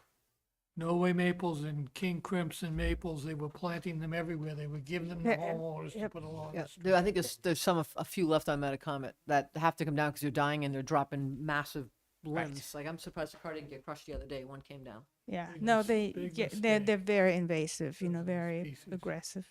So obviously, people who don't know, they're gonna scream bloody murder when you take them down because there's gonna be whole areas that all of a sudden don't have Right. canopy. I think the whole invasive is a matter of education. Mm-hmm. I think that I keep suggesting that we have a series of town public service announcements, basically, to tell you when it's time to pull the garlic mustard, when it's time to pull the black swallowwort. I mean, these are very discrete moments. Deb was telling me that there's a time now to pull the water chestnuts out of the Kingsbury Pond, too. I know. You'll have to get Concom a did it. kayak, Chris, to get out there, because that's what they did last summer. Bob Hartzell, who used to be the consultant told them that the water chestnuts, when he was doing the pond survey, he discovered the water chestnuts were there and they were about to bloom, and then they were going to be much harder to get out. So the Conservation Commission went out and hand pulled all the water chestnuts, but apparently that has to be an ongoing thing. The same thing with the garlic mustard and the black swallowwort and the Japanese knotweed. I think actually everywhere. with the Japanese knotweed, I think there should be also education on how to dispose of it, so that Right. stuff doesn't end up in a transfer station composting site. Yeah. Because that really puts the town we've discussed that, at huge liability. That's a really, really noxious weed. And the wetlands are absolutely everywhere filled with Phragmites, which Yeah. is also an invasive, and it's beyond where I think, I wouldn't even know where to begin. Well, this is actually my one of my notes here is say identify major invasive species, create a heat map of the town where they are, and then plan how to combat them and track the progress, as an action item. One of the challenges that we're going to have with a lot of these sort of things people would like to do, if you can do them and not spend money doing it, that's fine. And I think some of this stuff is possibly things that you could make progress on as long as you have people who are smart enough to know how to put the information together that people who are not smart enough can read and understand. And so there's a piece of that there, but sensitive to our trajectory, the financial trajectory of the town for the next 5 years or something, and it probably won't be better in the next 10 years. We are going to have some real pressure. So some of these ideas that are in here are great ideas if we had an unrestricted budget, but we're going to have to find creative ways to do some things like that. You know, once we put out the garlic mustard cookbook that has the best stuff, it's edible, it's very good for you, it's edible, and all you have to do is figure out, I mean, if you can get people to eat kale, I think we can get people to eat garlic mustard. And so there's a way out of this, but we need to whet the appetite. Well, Broccoli, don't forget broccoli. And I imagine all those public service announcements are out there on the internet, and if we had the interns, they could probably gather that stuff. They're way more How about all the technologically- youth? You know, you just get 3 dozen string tringers and, you know. I mean, just- but the thing to be realistic about is we can't get people to come to town meeting, right? I mean, it's like, so I love the idea of trying to educate, but like town meeting is something more important that we do in this town, but to attend that meeting, and we pray that people show up. So it's like, you know, realistically, it's how do you really reach people and how do you get the reaction? Public service is great, but I don't know how far that's really going to go. I'm not trying Well, to be you a use social pessimist, media. but- That's how you communicate with people now, is you put things on social, you don't just, No, publish something no, I on the get town that, website. but- You push stuff at people through Facebook or Instagram or. we do it every year for the first Monday in May, and then we have a tough time. I'm going to form a select board drum line if you want to come and volunteer with us. All right, any other comments? I wasn't trying to talk you into it, Chris. Chris Pine, 7 Kirk Street. This isn't about a specific goal. This is more about procedure. So you received a lot of different comments from different people, and you're still getting comments in. So what is your next step with these goals? How do some of this feedback that you've gotten from a written standpoint get incorporated into sort of the next phase or the next draft or the next discussion? Isn't that what ChatGPT is for? So I'll start first. Christine's been the one that's doing all the editing and writing work. So it's for me to say what we're going to do starts with an understanding that at least these redrafts up till now, I got in early on one of them maybe, but the redrafts have been largely, it's her job to figure out how to reconcile conflicting advice. I would anticipate, this is just me speaking, so you all can have We different haven't been views. shy tonight. I would anticipate, so we're waiting until the 18th of December, 16th of December. That sounds like the likely cutoff for feedback to the select board on the goal. One of two things going to happen. Either it's going to be easy to recraft an updated revision to this that we can then look and react to, in which case Christine's the one that's sitting there figuring out which ideas make it or which ones don't. Alternatively, if there's enough conflicting, and there are a couple that came in here that I don't think we're necessarily going to embrace because they're going too far in one direction and it's not going to work. I don't think we're accountable to get back to everybody and say, oh, we didn't like your idea, or we like this idea, not that one. We've taken it all, we're going to absorb it, and it's going to feed into a new document. If there's enough legitimate conflicting issues, then I could see us having a conversation in a meeting about what the three of us think about certain critical, kind of a little bit like what we just did with the unplanned, but the school and Parks and Rec discussion we had. If we have those, then I could see if it made sense that we needed to have that public discussion so everybody could hear what we thought and we give them one more chance to weigh in, we would do that. Knowing how mucky that can get in terms of trying to make progress, that's not my preferred path. If there's a way to reconcile this to get to a document that says, listen, we took it all, we digested it, here's as much as we could build in that made sense to us, here's the next draft. And then it's a question of give us editorial comments. This one was casting a wide net. Do we have something that's not, and do we miss? We didn't want to just incrementally update the plan. We wanted to really get the question: are we missing something? That's how some of the sustainability goals got in last time. Hilly, I think you're the one that brought those in last time we did this. So this next time, though, I think we're trying to refine and go finalize. Well, and I think it's really important to note everything that we're talking about tonight, all the different feedback, it's in the info packet for tonight. I know Brittany did a late afternoon update, so Samantha's feedback is in there, feedback from Mo. There's a bunch. So anyone who's questioning, like, gee, what are they referring to? It's all in there, and like we're digesting it. So to your point, we'll continue to digest it. We'll get school building committee. We'll get a few more people to give us input. And then later in December, we can kind of be where we're at. And then I think the plan that we talked about earlier today was kind of early January, we'll be like, okay, this is what we have. Yeah. So what I would like is for the three of you to take what was in the information packet today, the updated one, and each of you give to me the feedback from the public goals that were written, the ones you definitely want included, the ones you have questions about, the ones we should talk more about. And then I will compile the three of you, the ones that you are automatically want included, we can put in there if it's, I'll be able to tell where we are on having those in there.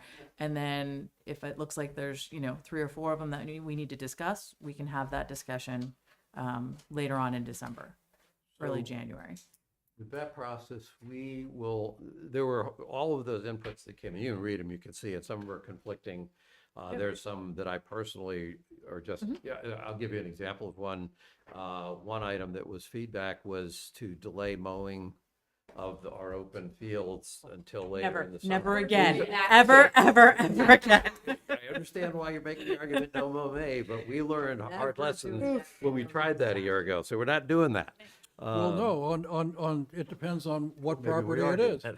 If it's the Holmquist property, you don't want to keep that mowed like somebody's front lawn. You want to let the birds nest in it and have their. So that's a never young. mow. Yeah. So that's not State a black and hospital, we're white never one. doing that again. That was horrible. No. We didn't get out of the hole. It was ugly. No, we've been fighting that for the last 2 years. So my point is, we will each read those things. We will each bring our reasoned judgment in, make some invisible decisions about who to listen to and who not to listen to, incorporate that into how we would do it. If you get 3 versions of that are amazingly consistent, however we got to them separately on our own, then you'll be able to do something with it. If you get something that's contradictory, you'll raise those contradictions and they'll be the discussion won't be at the level of somebody wanted this and I didn't want them to get it. It'll be at the level of how did that all trickle into what this document actually is. Okay. Is there any, I know you have talked about this in the past, in terms of a town charter and looking at the town charter and the town. A written comment about that. I know.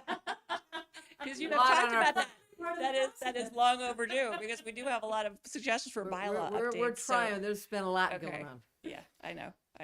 I think it's fair to say I don't know of a driving issue aside from time in terms of issues. Speaking personally, there's some issues around some policies or bylaws that we might need so that if we wanted to issue a letter of disinvite to somebody who wrote us an obnoxious letter threatening legal action, that we would be able to actually back that up. Right now, we can't. So there's some higher priority bylaws in my mind that if we're going to get into constitutional discussions, I have some ideas of my own. And they're not necessarily the town charter, although I'm open. There may be. I haven't put a lot thought into it. All right. Any other comments? Then I hereby declare the public hearing closed for tonight, and perhaps we'll have another public hearing in another month or 2. December 18th? Thanks everyone for your comments, both here and the ones that you sent in writing. The outreach on all this was phenomenal. I just want to mention that. Thank you. It was really fantastic. Yeah, keep putting links in Medfield Insider, like even this latest set of info. Yep. Okay, then we are ready to jump back into action items. Next action item we have is a vote to sign the annual contract with E.L. Harvey and Sons Incorporated to provide single stream recycling disposal, recycling box containers, and trucking/hauling of material collected from the transfer station with the prices that are laid out in the contract. This is a 2-year contract that runs from January 1st, 2026 to December 31st, 2027. There is a 5% increase in rates between the first and second year. No question. No question. I think we're good. So moved, but I did have some questions, actually. I wasn't sure, there was like a box that was like $55. It didn't say per what, per month or per year, or So there was things like that. And I guess the other thing that struck me was, I wonder how successful our single stream is, because it looks like we're paying to remove it all. And I'm wondering whether we should be looking at going back to the pre-single stream where we separated out the glass and the. Didn't the interns give us a review on that this summer? When they came and presented, when the young, It's Jess and Sarah. right. I don't think the interns did it. Well, somebody came, yes, Sarah, so she Right, came in and yeah. gave us like, because we'd asked that question during that meeting, like. I'd have to go back and look at the presentation. I don't remember. Okay. But we have Barbara from T-Shark here if you wanna. I can't. Okay. So we can have Mo I come think- in and talk to you about it. Yeah, I think it would. Okay. I mean, it used to be that back when it was Ken Feeney, what he said was he would go out and basically, you couldn't always sell these recyclable things or things that we were, The recycling, I market's guess. completely collapsed for all of But this. you Really not a would market for anything. you'd pay less to get rid of them or something, depending on what they were. That's what it is, how much to get rid of it. You're not, forget the idea of making a profit on any of All it. right. Okay, I think Pete had a motion. We have a Yep. Second that motion? All those in favor? Aye. Okay, that's approved. Next, we have vote to authorize the town administrator to sign a letter to DEP regarding the closure and beneficial solar reuse of the former Medfield municipal landfill. Really gonna happen? We saw the letter that you wanted, but do you want to give a little bit of background? So we have been working on this for several years now. I think this is the closest we have come to actually making some real progress. And Mo has been tremendous in working with us, moving this forward. So we are requesting DEP, we are requesting a meeting with them formally to talk about finally going to the closure.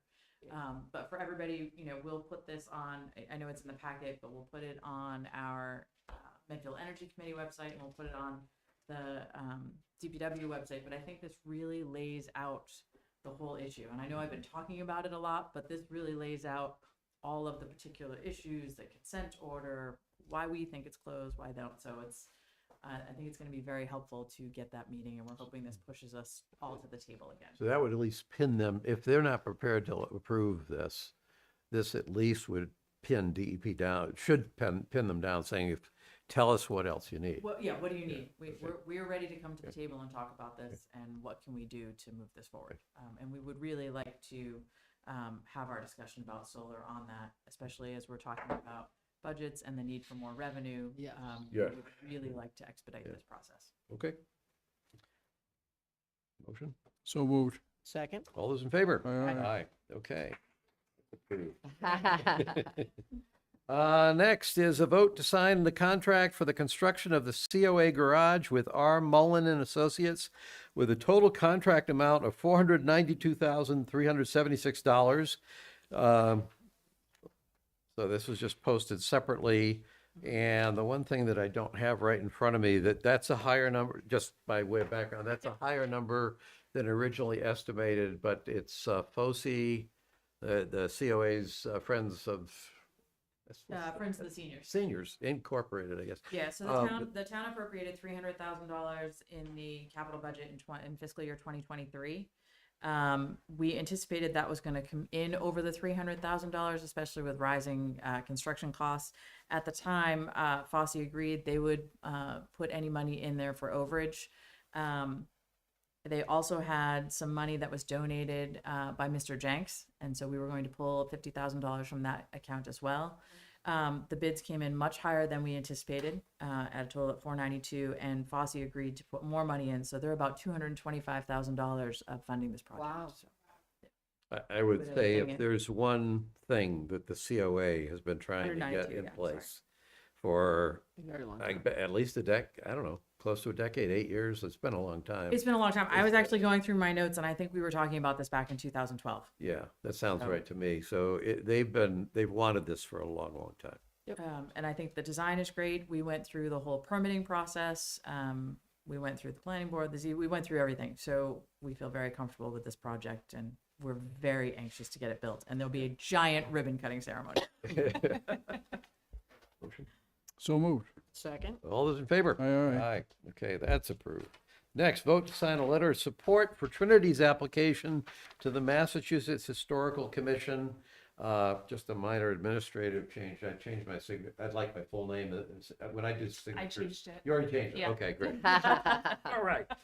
You're just as Check good. that off the You're just as good as Mo at anticipating what my comments are going to be. This is great. Okay. So moved. Second. All those in favor? Aye. Okay, that's approved. Let's see. After that, we have a consent agenda, 4 items. First, vote to approve the sign request to advertise Mrs. Claus's Gingerbread House Contest. It's the contest isn't at North and Main. It's the signs that are at North and Main, south of Route 27, and from November 29th to December 5th. Second, vote to approve the sign request for Memo's Holiday Joy to the World performance and the Memo Holiday Parade. It's the signs at the intersection of South Route 27 and North Main Street from November 19th to December 7th. Third, vote to approve the sign request for the Cub Scouts Pack 113 advertisement of the pancake breakfast from November 19th to November 23 at the Medfield transfer station. That's not the breakfast, it's the signs. North Main Street and Route 27 South Street.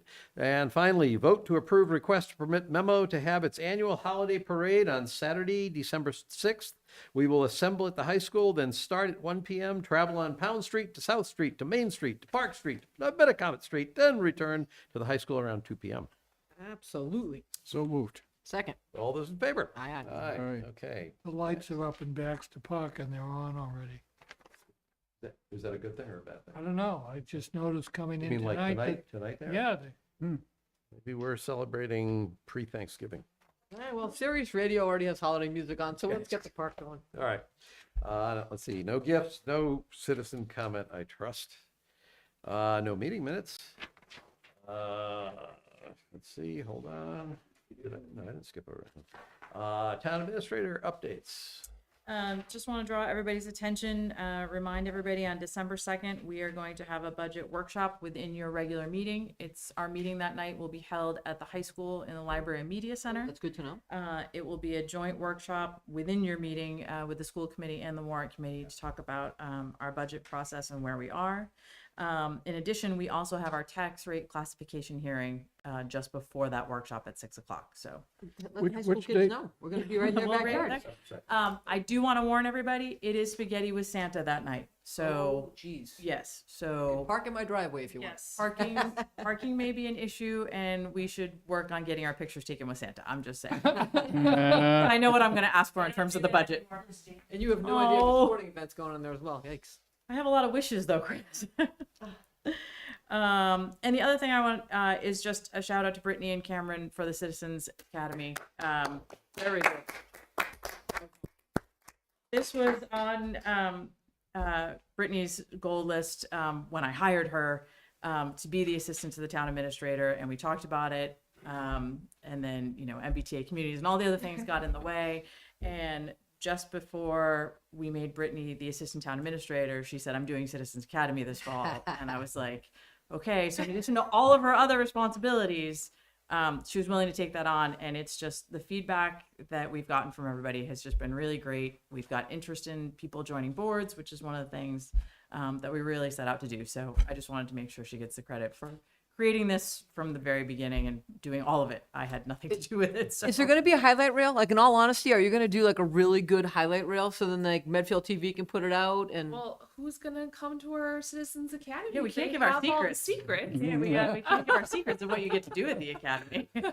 What happens at the academy stays at the academy. It's an open. It's everyone can ask. But if all the secrets stayed in Vegas, it wouldn't be so crowded. Safe space.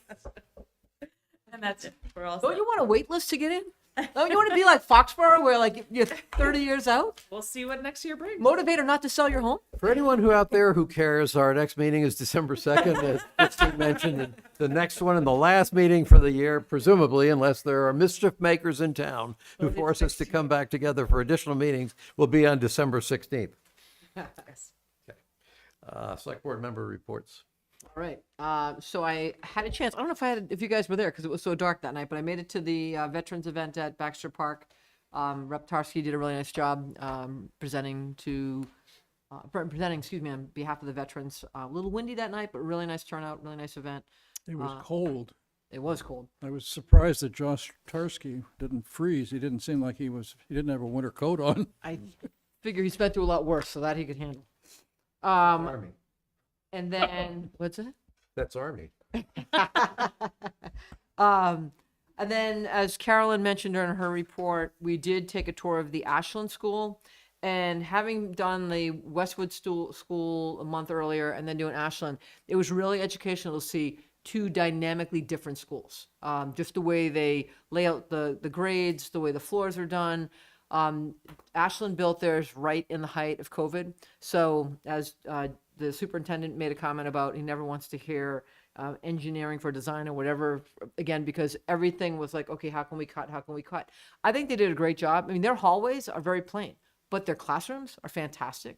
If you go to Westwood, not knocking the Pine Hill School because it's a beautiful school, but it's a lot of open space that feeds into open space. And like, it's funny to see how Ashland, it's a lot more classroom centric, and they're not worrying about bringing people out of the classroom right immediately into the hallway. But then they have really great open space kind of down the hallway to bring the noise away. So it's educational for those of us in the school building committee to see what's happening. I know there's been talk of, can we go see a school that was renovated, right? Because we've seen 2 new builds, but could we go see a school that's been renovated to see how did they take an original structure and then get it to where it is today? But it's been super helpful. And the superintendents that give these tours, both between Westwood and Ashland, dynamite. And it's at the end of a long day, and like this gentleman from Ashland, he had a good hour drive home, so it was very appreciative. Capital budget meetings are still going on. Gosh, you already made a reference about, you know, where we're at and what we're hearing.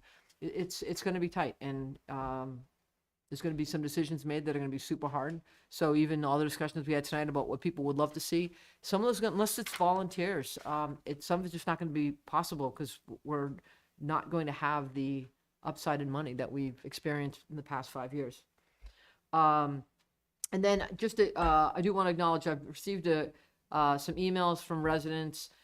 Some I initiated because they're residents that reached out to me when I talked about the private wells issue a couple years back. But there definitely is some concern about a meeting that took place but wasn't very well attended. Chris, did you get an info packet from the ComCon from that meeting so you could share with residents that? Okay. If not, I got something today, and I just reached out to someone to see if it's okay if I share it. But it was at least informative as to kind of what their thinking was. But I did ask, will there be additional meetings and more communications, not just one and done? And other than that, again, I want to send kudos to Brittany and to Cameron, because I've heard the feedback and it's fantastic. And that took a lot of time. We were here on Tuesdays and you were off and running every Tuesday. We've only been here every other. So nicely done. Congratulations. The Medfield Foundation had a meeting. The big Medfield Foundation thing is the Angel Run coming up on December 7, 11:30 at the high school start. And if you were fortunate, you received an email in the last couple of days saying, "Fueling Medfield, your gift makes everything run," from the Medfield Foundation. And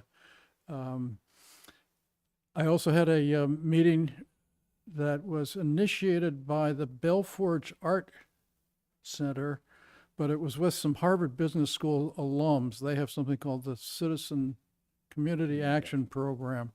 And they interviewed me for upwards of an hour about what Belforge is doing.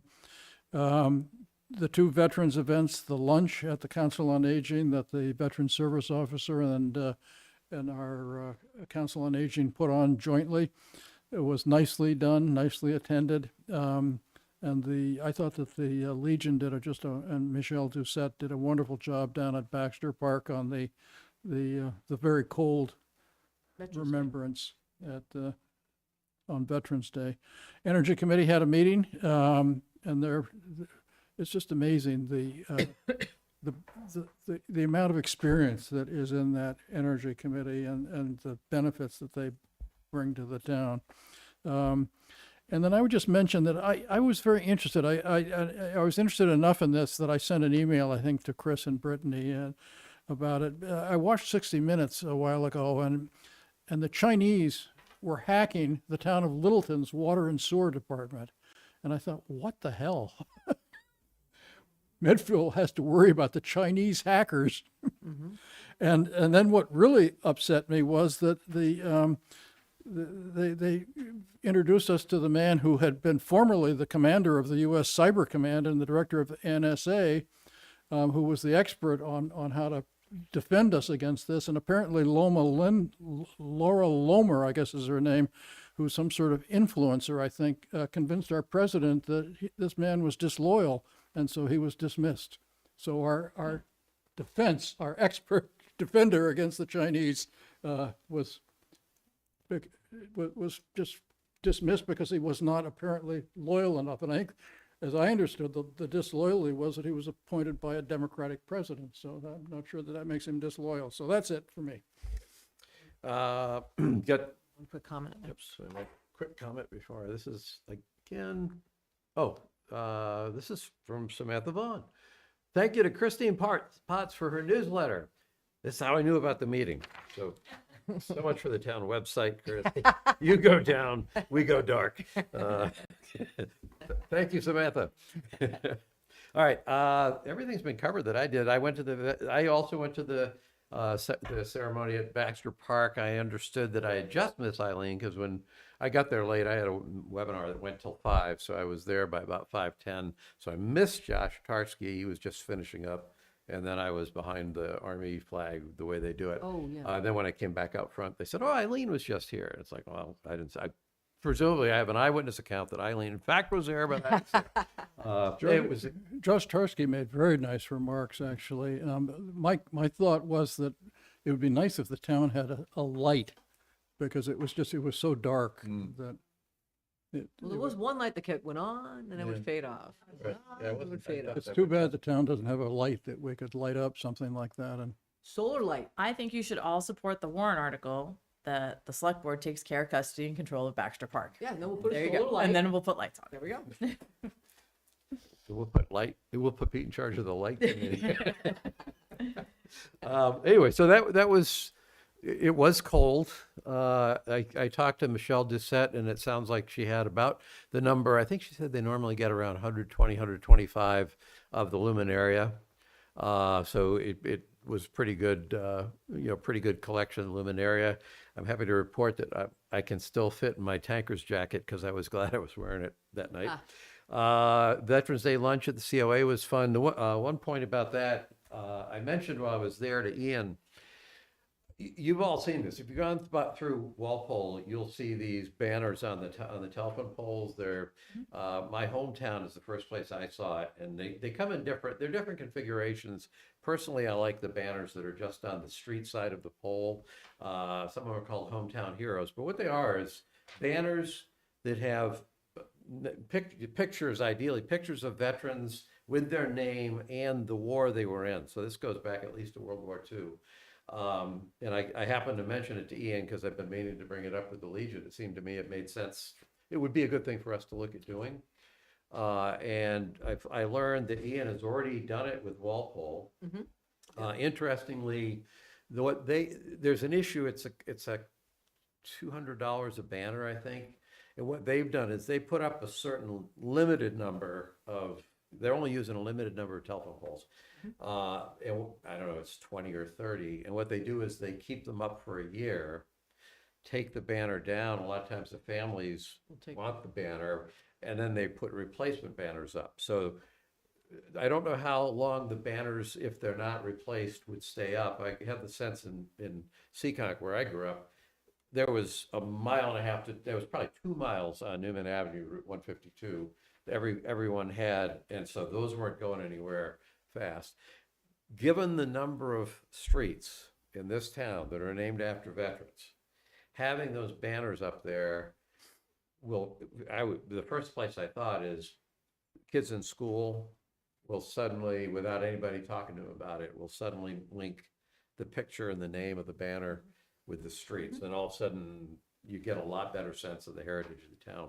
So Ian thought it was a great idea. He's learned some things from Walpole about how, there's decisions about how you might go about doing it. Marion, I guess, is in the process of getting the brackets put on the telephone poles for our parade.